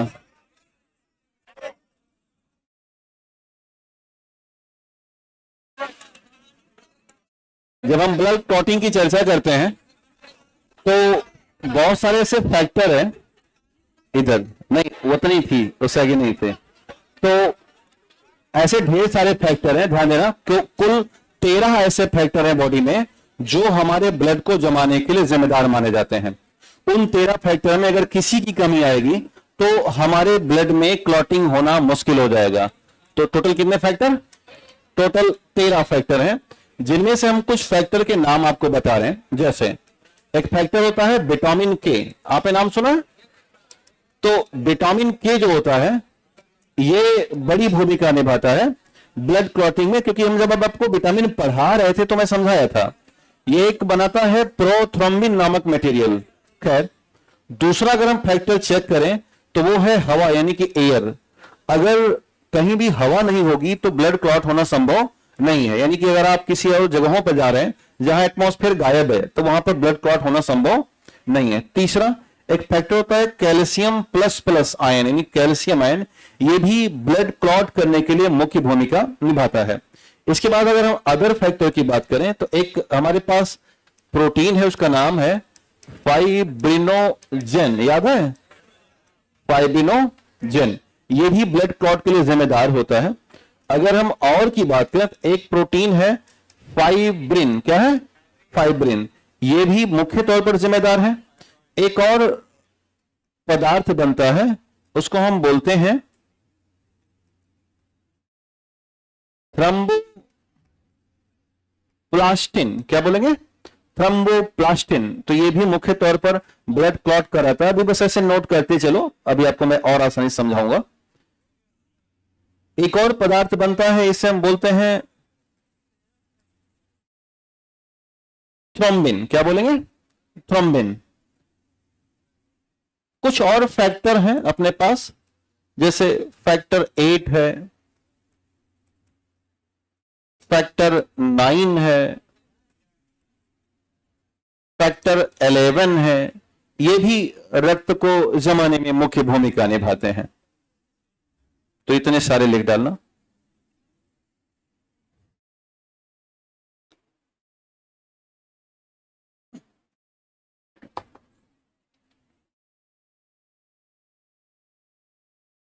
तेरह में कितने हो गए? तो काहे 3 तो छोड़ ही दिए हो। खैर, ये महत्वपूर्ण है, इनको 10 तो दिमाग में रखना होगा, 3 नहीं लिखते तो ठीक है। वो भी फैक्टर 2-3 होते हैं, कोई मतलब नहीं। बन गए। ये 4 या 10 ऐसे चीजें हैं जो इंडिविजुअल काम नहीं करती, ये कलेक्टिव रूप में काम करती हैं। इनमें किसी में अगर कमी आएगी तो ब्लड क्लॉट होने में मुश्किल पड़ती है। अगर हम अब तरीका देखें कि आखिर ब्लड क्लॉट होता कैसे होगा और क्या क्या प्रोसेसिंग होती है, तो उसको समझने की प्रक्रिया में आइए चलते हैं। लिखिएगा प्रोसेस ऑफ ब्लड क्लॉटिंग। क्या हुआ? अच्छा हाँ लिखो। विटामिन के, हवा, calcium ion, fibrinogen, fibrin, thromboplastin और थ्रोम्बिन, फैक्टर 8, फैक्टर 9 और फैक्टर 11। ये जो लास्ट में 8, 9 और 11 लिखे हैं ना, ये हीमोफीलिया वाले फैक्टर हैं। आपको याद है बीमारी बात हुई थी? फैक्टर 8 है तो हीमोफीलिया ए हो जाता है, फैक्टर 9 है तो हीमोफीलिया बी हो जाएगा, और फैक्टर 11 होगा तो हीमोफीलिया सी हो जाएगा। 3 तरह के मुख्य हीमोफीलिया है, हालांकि और कई तरीके हैं, लेकिन जो मार्केट में है वो 3 है, जिनमें से ए और बी मोस्ट कॉमन है और सी बहुत rare type of the haemophilia है। ये सब यहां तक हो गया सबका नोट? ठीक। अब अगर हम इनके प्रोसेस को देखें कि आखिर रक्त का जमाव होता कैसे होगा, तो इनके कई स्टेज हैं। अगर हम पहले स्टेज की चर्चा करें, मान लो कि कहीं हमें इंजरी हुई या कहीं भी हमें कट हुआ, जैसे भी रमेश को चोट लगी थी ना, हाथ में लगा था तो खून बहना शुरू हुआ। हालांकि ध्यान देना कि ये इंजरी या कट कैसा होना चाहिए? नॉर्मल, क्योंकि अगर अब नॉर्मल होगा तो टांके लगाने पड़ेंगे।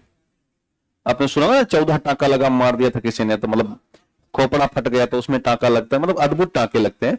लेकिन अगर आपको ब्लेड से लग गया है ना, या कहीं भी ऐसी चीजें लगी, तो वहां पर ब्लड क्लॉटिंग नॉर्मली 2 से 5 मिनट के भीतर हो जाता है। हाँ, इसका जो एवरेज टाइम है वो 2 to 5 मिनट, ये एक एवरेज ब्लड क्लॉटिंग टाइम होता है। पहला स्टेज अगर है तो इंजरी होगा, कट होगा, और कट होगा तो बाहर क्या आएगा? ब्लड बाहर आएगा। इस ब्लड में जो क्लॉट बनाने वाला है वो सबसे प्रमुख है प्लेटलेट्स। पता है ना? आपने प्लेटलेट्स का काम जो लिखा है उसमें क्या लिखा है? ब्लड क्लॉटिंग लिखा है। और प्लेटलेट्स को हम बोलते हैं थ्रम्बो, याद है? थ्रम्बोसाइट। और ये जो थ्रम्बोसाइट है, जैसे ही हवा में आएगा तत्काल एयर इसके साथ रिएक्शन करना शुरू कर देगी, और थ्रम्बोसाइट रिएक्ट करेगा हवा के साथ, और ये एक नया एंजाइम बनाएगा जो कि प्रोटीन है, उसका नाम है थ्रम्बोप्लास्टिन। मिला था कहीं अभी? तो ये बन गया थ्रम्बोप्लास्टिन। तो ये आपका फेज नंबर 1 पूरा हुआ। हिंदी में भी आप ऐसे लिखेगा कि चोट लगी, और जब चोट लगी हमें तो रक्त बाहर आया, रक्त बाहर आने के बाद इसमें सबसे प्रमुख था प्लेटलेट्स। प्लेटलेट्स को हम बोलते हैं थ्रम्बोसाइट, और थ्रम्बोसाइट ने रिएक्शन किया हवा के साथ, और अंततः रिजल्टेंट मिला हमें थ्रम्बोप्लास्टिन। इसे बना लीजिए। फेज नंबर 1 कंप्लीट कीजिएगा।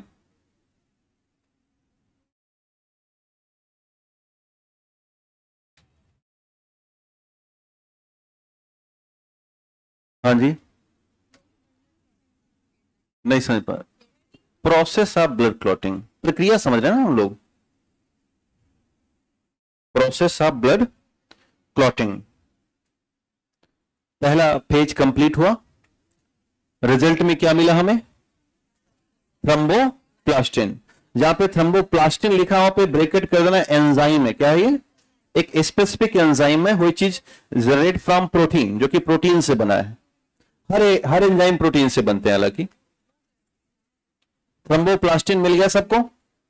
और कैसे मिला? जहां पर चोट लगी वहां पर हवा आई, हवा आई तो उसने थ्रम्बोसाइट को बना दिया थ्रम्बोप्लास्टिन में।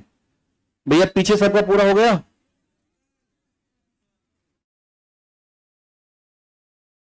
इधर कितना टीबी है? एक ही टीबी है ना यहाँ पे? अच्छा, इसी से दिख जाता है पीछे तक? ठीक। अच्छा यहां भी एक है, बहुत पैसा लगा होगा खरीदने में, है बहुत बड़ी टीवी है।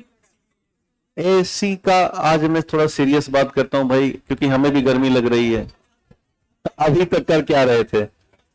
हाँ, यहाँ आने के बाद एहसास हो रहा है कि ठंडा है। हाँ? जो भी है भैया, हमारा भी बंद ही कर दिया करो, नहीं तो दोहरा अच्छा नहीं लगता। हाँ? अनुच्छेद कौन सा है, 14 की 13? समानों के साथ समानता 14। हाँ चलिए, समता का अधिकार है, लेकिन 14 ये भी कहता है ना कि हमें ये दिया जा सकता है ना? वो कहता है ऐसा, क्योंकि हमारा कार्य अलग है, आपका कार्य अलग है ना? चलिए, यानी सारा कार्य संवैधानिक हो रहा है, कोई दिक्कत तो नहीं है ना? आगे बढ़ चलते हैं।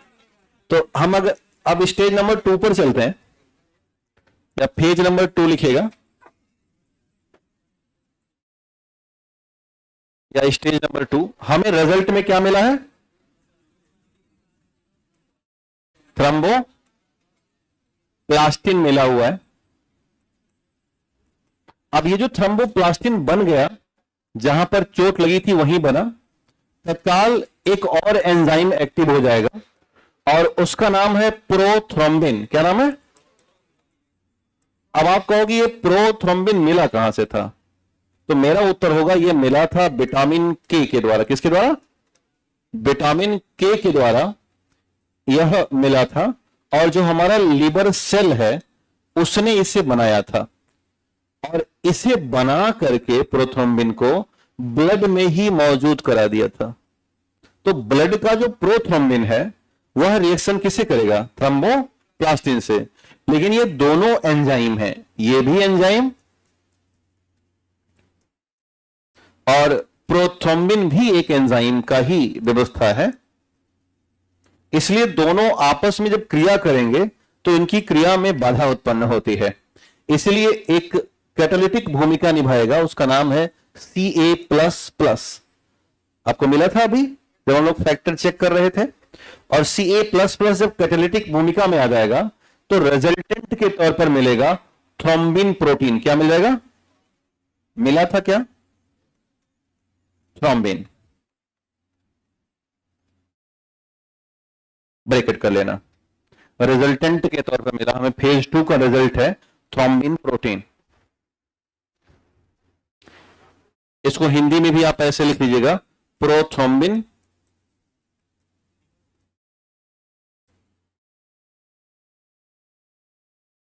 और यहां लिखिएगा हिंदी में थ्रोम्बिन। हाँ फिर से बता रहे हैं, फिर से ध्यान देना। थ्रम्बोप्लास्टिन मिला था पहले से हमें, उस थ्रम्बोप्लास्टिन ने अभिक्रिया किसे किया? प्रोथ्रोम्बिन से। अब आपको कि ये प्रोथ्रोम्बिन था कहां पर? तो प्रेजेंस इन आवर ब्लड। और कहां से जनरेट हुआ था? विटामिन के की मदद से लिवर सेल के द्वारा। आपको पता है विटामिन के रक्त स्राव रोधी विटामिन है, और उसने क्या बनाया था? प्रोथ्रोम्बिन। तो थ्रम्बोप्लास्टिन और प्रोथ्रोम्बिन आपस में रिएक्शन कर रहे हैं, लेकिन कर नहीं पा रहे हैं तब तक जब तक क्या एक्टिव नहीं होगा? Calcium ion. अब कैल्शियम आयन हमारे रक्त प्लाज्मा में है, अगर आपको याद हो तो 1% मात्रा में हमने लिखाया है, 1% जो मात्रा बची उसमें क्या था? कैल्शियम आयन था। अब कैल्शियम आयन तत्काल कैटालिटिक भूमिका निभाएगा, इसको हिंदी में कहते हैं उत्प्रेरक। क्या बोलेंगे? उत्प्रेरक की भूमिका निभाएगा, और कन्वर्ट कर देगा किसमें? थ्रोम्बिन नामक प्रोटीन में इसे बदलाव कर देगा। तो फेज 2 का जो रिजल्ट मिला वो क्या था? थ्रोम्बिन था। यहां तक समझ में आ गया सबको? फिर से ध्यान देना, thromboplastin, prothrombin react with presence of calcium ion and converted into thrombin protein. The result of the phase 2 is the thrombin protein. ठीक है, यहां तक हो गया? क्या क्या बता रहे हो, कुछ समझ नहीं है? मोए विदा करो, अब विदा कर दो हमको। सर आप ये कपुल का नाम चेंज कीजिए प्लीज। अच्छा इनका व्यक्तिगत नाम है संगीता यादव, हमारा नाम काल्पनिक है, हमें किसी वर्तमान की संगीता से कोई मतलब नहीं है, है ना? डिस्क्लेमर। हाँ, हमने पहले बता दिया, डिस्क्लेमर हमारा यह है कि रमेश और संगीता जो हमारे ये पात्र हैं, ये काल्पनिक है, ये दुनिया में एग्जिस्ट नहीं करते। हाँ चले सर, आप बहुत अच्छे तरीके से पढ़ा है, ठंडक ठंडक आई है ना। फिजिक्स और केमिस्ट्री आप नहीं पढ़ाइएगा प्लीज,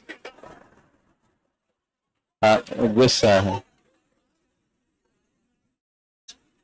हाँ, डेंगू का कोई वैक्सीन बना क्या?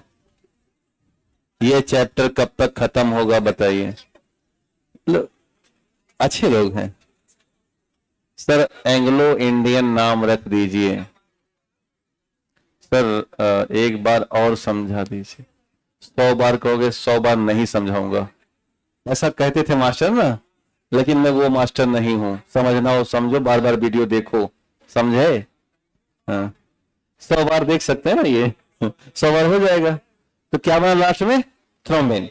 अब हम फेज 3 की तरफ चलेंगे और हमें रिजल्ट में क्या मिल चुका है? थ्रोम्बिन।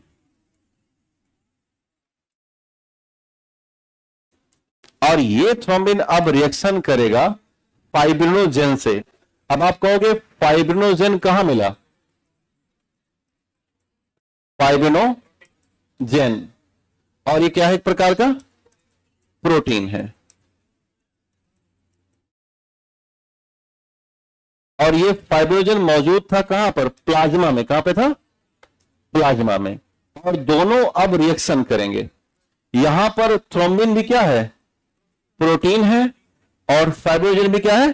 प्रोटीन है। दोनों प्रोटीन आपस में रिएक्शन तब तक नहीं करेंगे जब तक कि कैल्शियम आयन नहीं आएगा। फिर से कैल्शियम आयन दोबारा कैटालिटिक भूमिका निभाएगा और यहां पर एक रिजल्ट मिलेगा, और वो मिलेगा फाइब्रिन का। किसका मिलेगा? फाइब्रिन। क्या आपको मिला था अभी जब हम लोग क्लॉट की बात कर रहे थे? तो ये मिल गया फाइब्रिन। जहां पर फाइब्रिन बन जाता है वहां कुछ ऐसी रचना बनती है, जैसे आपने वो डॉक्टर वाली पट्टी देखी होगी, सफेद वाली, बहुत ज्यादा दूर दूर उसके रेसे होते हैं। तो ऐसे एक लेयर या पट्टी बन जाती है, और इसी लेयर या पट्टी में आकर के ये जो गैप है, इस गैप को फिल कर लेता है आरबीसी और डब्ल्यूबीसी। तो आरबीसी और डब्ल्यूबीसी जब इस पे जाके फंस जाएगा तो वहां पर एक मोटी सी पपड़ी बन जाती है, और वही मोटी पपड़ी कहलाती है रक्त का थक्का। अगर आरबीसी और डब्ल्यूबीसी को हम यहां पर फंसा देंगे तो जाके लेयर बनेगा, और 1-2 दिन ये सूखेगा तो ये सूख करके एकदम डार्क रेड बन जाता है, और आप उसे हटा देते हैं या अपने आप निकल जाता है ना। ये प्रक्रिया होती है 5 मिनट के भीतर भीतर, और यहीं से हमारा रक्त का थक्का बन गया। मैं एक बार दोबारा फिर से समझाऊंगा, नहीं कुछ लोग नहीं समझे। हाँ हम समझ रहे, गर्मी बहुत है ना।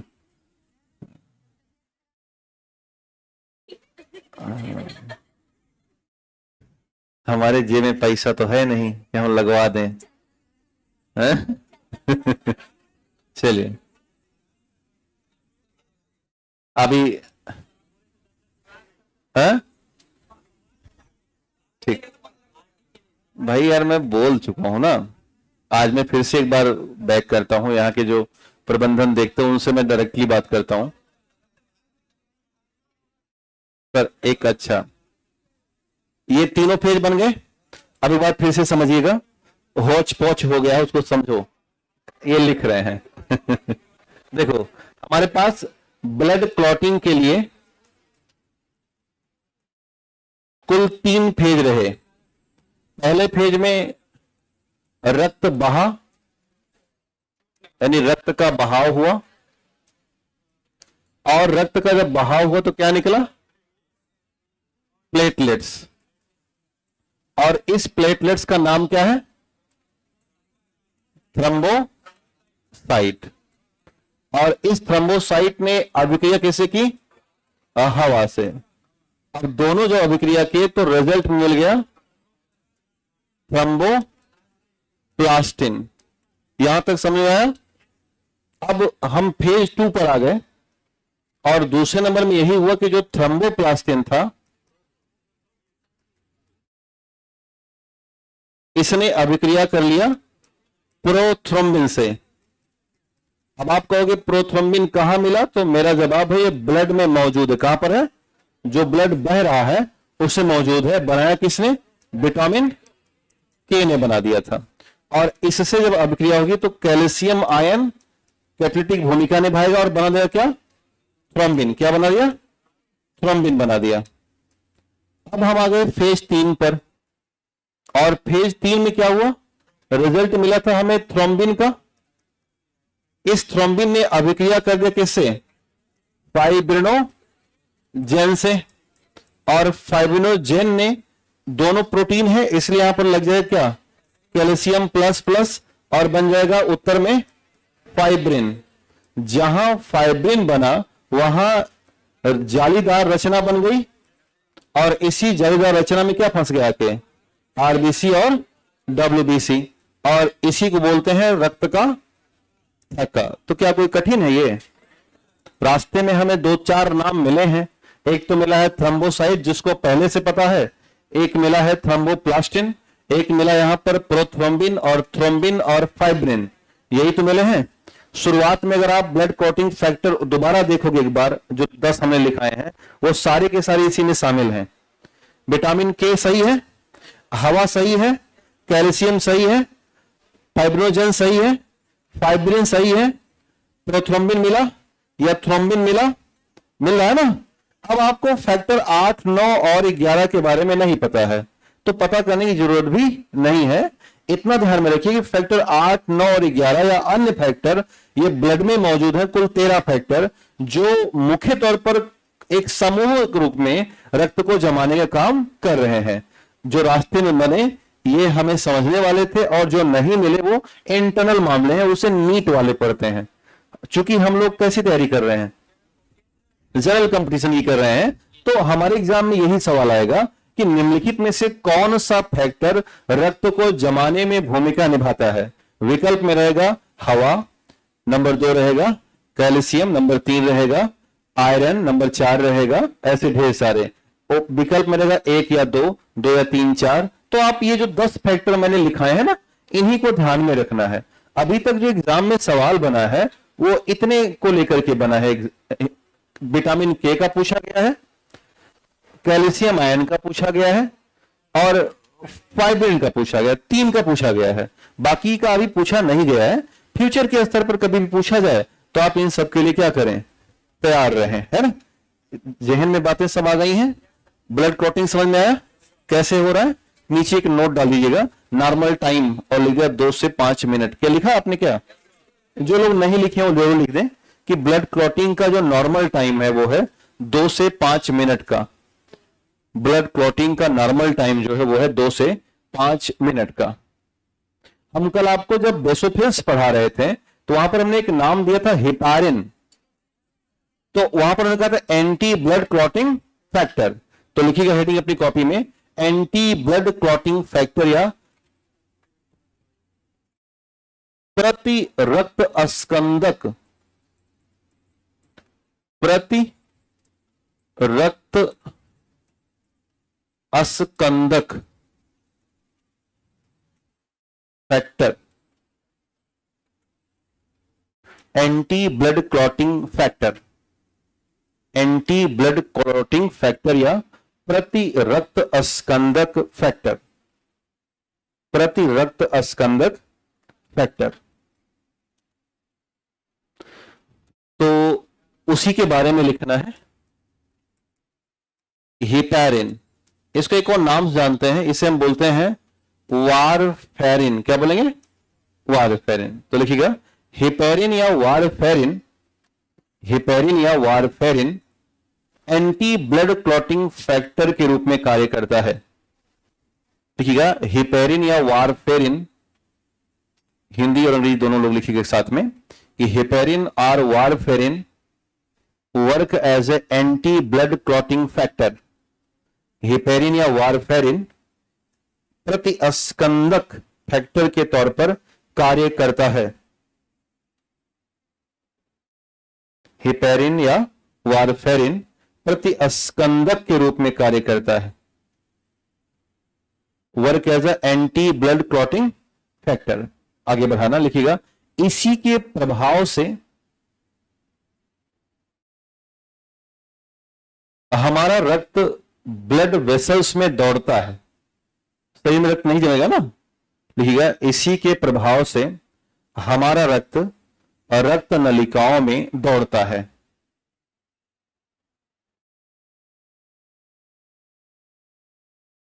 इसी के प्रभाव से हमारा रक्त रक्त नलिकाओं में दौड़ता है। अंग्रेजी भाषा में लिखिएगा due to reason of heparin, due to reason of heparin, our blood is not clot in blood vessels. Our blood is not clot in blood vessels.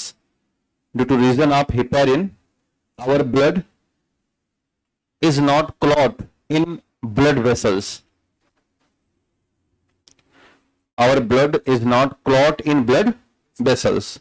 तो जैसे बाहर आएगा तत्काल क्लॉट करेगा क्योंकि हवा संपर्क में आएगी, और जब अंदर रहेगा तो उस हवा मिलेगी नहीं, और वहां पर कौन एक्टिव रहेगा?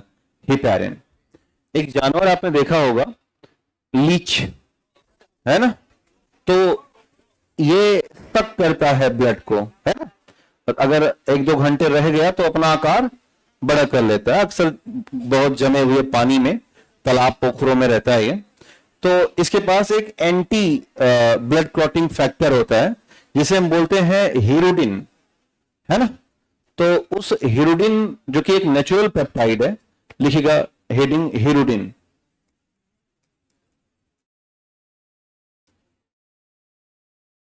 उसी में एक अगली हेडिंग डाल दीजिएगा हीरोडिन, अगली हेडिंग डाल दीजिएगा अपनी कॉपी में हीरोडिन। हीरोडिन लिखिएगा, यह एक प्राकृतिक पेप्टाइड है, यह एक प्राकृतिक पेप्टाइड है। It is a natural peptide, यह एक प्राकृतिक पेप्टाइड है। It is a natural peptide found in leech, यह एक प्राकृतिक पेप्टाइड है जो कि जोंक में पाया जाता है। यह एक प्राकृतिक पेप्टाइड है जो कि जोंक में पाया जाता है, which is found in leech, जो कि जोंक में पाया जाता है। आगे बढ़ाना, हिंदी में लिखिए, यह एंटी ब्लड क्लॉटिंग फैक्टर की तरह कार्य करता है। Work as a anti blood clotting factor, यह एंटी ब्लड क्लॉटिंग फैक्टर की तरह कार्य करता है। Work as a anti blood clotting factor, work as a anti blood clotting factor. तो ये निकालती रहती है ब्लड क्लॉटिंग फैक्टर हीरोडिन, और जब हमारा ब्लड बाहर आता है तो थोड़ी देर के लिए हवा के संपर्क में आएगा। जैसे यहां पर जहां पे काट रही हैं, इस वाले पोजीशन पर देखना गौर करके, तो जब ये खींच रही होंगी ब्लड को तो हल्का सा ये हवा के संपर्क में आएगा, और हवा के संपर्क में आने पर यहां पर क्लॉट बन सकता है। इसलिए वो अलग एक इनके पास पाइप होती है, उसी से हीरोडिन छोड़ती रहती हैं, और जब हीरोडिन छोड़ेंगे तो इस पूरे लोकेशन पर क्या बन जाएगा? एंटी ब्लड क्लॉटिंग फैक्टर जैसा माहौल बनेगा, और उन्हें बिना किसी बाधा के ब्लड सप्लाई होता रहता है। आजकल कई प्रदेशों में हीरोडिन थेरेपी, क्या हुआ? हाँ, लीच फेशियल होता है गठिया वगैरह ठीक करने के लिए, जब जहां, चूंकि ये प्रशिक्षित लीच होती हैं, ये उसी तरह का ब्लड सक करती हैं जो दूषित होता है। जैसे इन्हें फ्रेश ब्लड मिलने लगता है, अपने आप छोड़ के नीचे गिर जाती हैं। तो कई जगहों पर, खास करके चाइना वगैरह में, लीच थेरेपी, या इसे हम हीरोडिन थेरेपी कहते हैं। तो आप चाहें तो लिख सकते हैं hirudin therapy as a treatment, note में डाल दीजिएगा कि हीरोडिन थेरेपी उपचार के तौर पर इस्तेमाल हो रही है।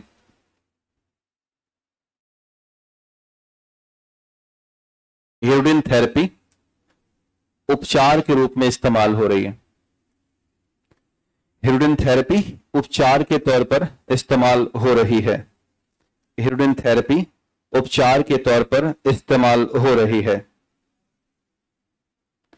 आपने, हाँ, ट्रीटमेंट, आपने एक शब्द सुना होगा ब्लड सीरम, लिखिएगा हेडिंग ब्लड सीरम।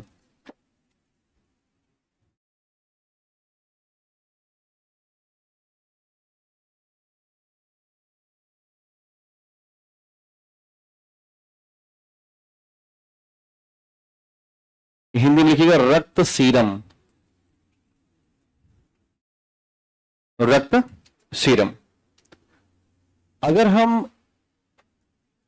प्लाज्मा को सेपरेट करें और ऐसा मान लें कि ये पूरी क्या भरी हुई है, प्लाज्मा भरा हुआ है, ब्लड को नहीं, हम प्लाज्मा सेपरेट कर रहे हैं, तो इस प्लाज्मा में हमें कुछ ऐसे फैक्टर भी मिले हैं, अगर हम उनका नाम लें, जैसे एक फैक्टर मिला फाइब्रिनोजेन करके मिला, एक फैक्टर इसी मिला हमें फाइब्रिन मिला, और ये सारे रिस्पॉन्सिबल थे ब्लड क्लॉटिंग के लिए। किसके लिए? ब्लड क्लॉटिंग के लिए जिम्मेदार थे, या रक्त का थक्का बना रहे थे। यदि हम इस पूरी ट्यूब में ऐसा मान लेते हैं कि इतना जो आपको पिंक कलर में दिख रहा है, इतना अगर कोई मटेरियल है और ये है ब्लड क्लॉटिंग, क्या है? ब्लड क्लॉटिंग मटेरियल है, और अब हम इसमें से सीरम निकालना चाहते हैं, तो हम सीरम तभी प्राप्त करेंगे जब हम किसी प्लाज्मा से माइनस कर देंगे क्या? Blood clotting factor. तो अब जो रिजल्ट मिलेगा वो कहलाएगा ब्लड सीरम। बस बना दीजिए। छोटे छोटे कॉन्सेप्ट हैं, इनको ध्यान में रखना है कि हम प्लाज्मा से ब्लड क्लॉटिंग फैक्टर को सेपरेट कर देंगे तो जो मिलेगा क्या कहलाएगा? ब्लड सीरम कहलाएगा। तो blood serum is equal to plasma minus blood clotting factor. बना लीजिएगा, blood serum is equal to, इसको बोलते हैं फाइब्रिनोजेन लेस ब्लड प्लाज्मा। कहा जा सकता है? अच्छा, पूरे ब्लड से अगर ब्लड सीरम निकालना हो तो क्या करना पड़ेगा? अगर पूरे ब्लड से हमें ब्लड सीरम निकालना है तो हम क्या करेंगे? तो ब्लड माइनस क्या करेंगे? RBC, WBC and platelets and clotting factor. समझ में आ रहा है? तो बचेगा क्या? सीरम। भाई क्लॉटिंग फैक्टर हटा देंगे तो बचेगा प्लाज्मा, और प्लाज्मा कैसा रहेगा? Without clotting factor. अगर कंप्लीट ब्लड से प्लाज्मा सीरम निकालना है तो हम ब्लड माइनस क्या करेंगे? RBC, WBC, platelets and clotting factor. तो जो बचेगा वो होगा सीरम, सॉरी प्लाज्मा। और कैसी plasma? Clotting factor less plasma. तो यही ध्यान में रखना है कि clotting factor less plasma is a blood serum. दिमाग से उड़ तो नहीं रहा है ना? नहीं समझ में आया? अच्छा, ध्यान दो। देखो, अगर इस पूरे डब्बे में हम रक्त बंद कर दें, ब्लड, तो अब ब्लड में क्या चीज है? आरबीसी है, डब्ल्यूबीसी है और प्लेटलेट्स है, और इसकी संख्या है 40 से 45%। हाँ, 40 के बाद 50 से तो आता ही है, कुछ पढ़ लिख के आया करो। कितना है? 40 से 45। और बचा क्या? प्लाज्मा। ये कितना है? 55 से 60%। यही तो टोटल ब्लड हो गया। अब हमें इसमें से सीरम निकालना है।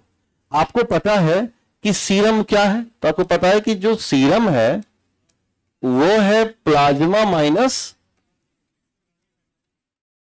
Clotting factor. यानी हमें एक ऐसी प्लाज्मा मिल रही है जो कैसी है? एक ऐसी प्लाज्मा मिली जो कि फैक्टर लेस है। कैसी है?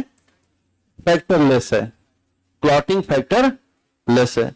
अब अगर आपको पूरे ब्लड से इसको निकालना है तो क्या करना होगा? इसको आउट करना होगा, डब्ल्यूबीसी आउट करना होगा, प्लेटलेट हटाना होगा और प्लाज्मा क्या हटाना होगा, क्लॉटिंग फैक्टर। तो जो बचेगा वही क्या है, सीरम है ना। तो ये ध्यान में रखना है।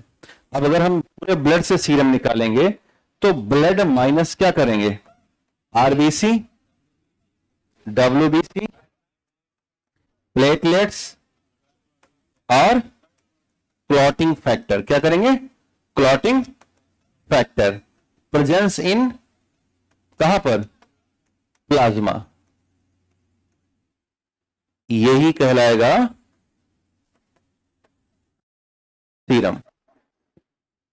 तो ये तो आसान था भाई, प्लाज्मा में से क्या निकाल दो, फैक्टर निकाल दो तो बचेगा सीरम। और पूरे खून से क्या क्या निकालना है, आरबीसी, डब्ल्यूबीसी, प्लेटलेट्स और क्लॉटिंग फैक्टर। तो जो बचा वो क्या है, ब्लड सीरम है।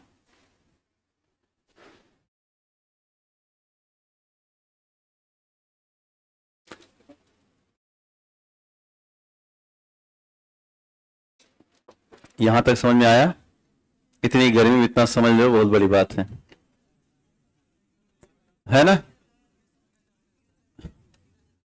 अगली में लिखिएगा हीमोफीलिया, नोट तो करोगे, लिखिएगा हेडिंग हीमोफीलिया। बैक करें, हाँ लिखिए। अच्छा, कितने लोगों को सीरम के बारे में नहीं पता था, अच्छा बहुत से लोग ऐसे जिनको नहीं पता था, नाम सुना था, नाम सुना था ना एग्जैक्ट, हाँ अच्छा हाँ एक सीरम आता है लगाने वाला जो बाल में लगता है, हाँ हमें हमें एक दिन लगाया था उसने, हाँ हाँ हाँ ठीक, चल अब तो पता चल रहा है ना, इसी कहते हैं ज्ञान लेना। चलिए भैया हो गया सबका इधर। तो अगला जो चैप्टर है उसका नाम है हीमोफीलिया, लिखिएगा हेडिंग हीमोफीलिया। हाँ टॉपिक है, हाँ सॉरी चैप्टर नहीं टॉपिक भाई लेकिन नेक्स्ट टॉपिक हीमोफीलिया। सीरम का अलग से हम, जैसे सबकी डिमांड होती है वैसे सीरम की डिमांड होती है भाई, जैसे आरबीसी की डिमांड है वैसे ही सीरम की डिमांड है। किसी किसी में सीरम की कमी होती है, क्लॉटिंग फैक्टर ज्यादा होते हैं, और अगर उसको प्लाज्मा चढ़ाया जाएगा तो बहुत क्लॉटिंग फैक्टर बढ़ जाते हैं, तो उसका क्लॉटिंग फैक्टर कम करके क्या चढ़ाया जाएगा, सीरम चढ़ाया जाएगा। वो डॉक्टर के ऊपर डिपेंड करता है भाई। अगर मान लो हमारे अंदर ढेर सारा फाइब्रिनोजेन ऑलरेडी मौजूद है और आप और ज्यादा चढ़ा दिए तो क्लॉटिंग फैक्टर बढ़ जाएगा, और फैक्टर बढ़ेगा तो ब्लॉकेज बढ़ेगा। तो उस ब्लॉकेज को रोकना है डॉक्टर को, तो क्या करना चाहिए, वो सीरम चढ़ाएगा। तो आजकल डॉक्टर बड़े दिमागदार हो गए हैं ना, वो समझते हैं कि मामला कहां पर गड़बड़ है। अच्छा वाह यही सवाल है basically serum is a plasma, serum is a plasma. जो काम प्लाज्मा का है वही काम सीरम का है। अब सीरम में क्या क्या है, सीरम से खाली आप कुछ प्रोटीन हटा रहे हो, बाकी सीरम में ग्लूकोज मौजूद है, कैल्शियम मौजूद है। समझ में आया, हाँ ये कह रहे थे, मतलब इनके मन में अंदर से भावना आई कि आज हम पूछ के रहे जो सीरम का काम है क्या बताओ, तो काम समझ आया। एग्जैक्टली सीरम प्लाज्मा ही है, बस उसे अलग क्या कर दिया हमने, फाइब्रिनोजेन, क्या अलग किया है, फाइब्रिनोजेन, है ना। चले तो अब हीमोफीलिया, चूंकि गर्मी को देखते हुए आगे पढ़ाना संभव नहीं है, तो अब मूड आपका सही नहीं चल रहा है इस समय, तो कल फिर से मुलाकात करते हैं। हाँ आज बात करेंगे हम, सर टॉपिक थोड़ा टफ लग रहा है, कई बार देखो, है ना। इतना ही आसान होता तो जगह जगह पर एसडीएम घूमते रहते।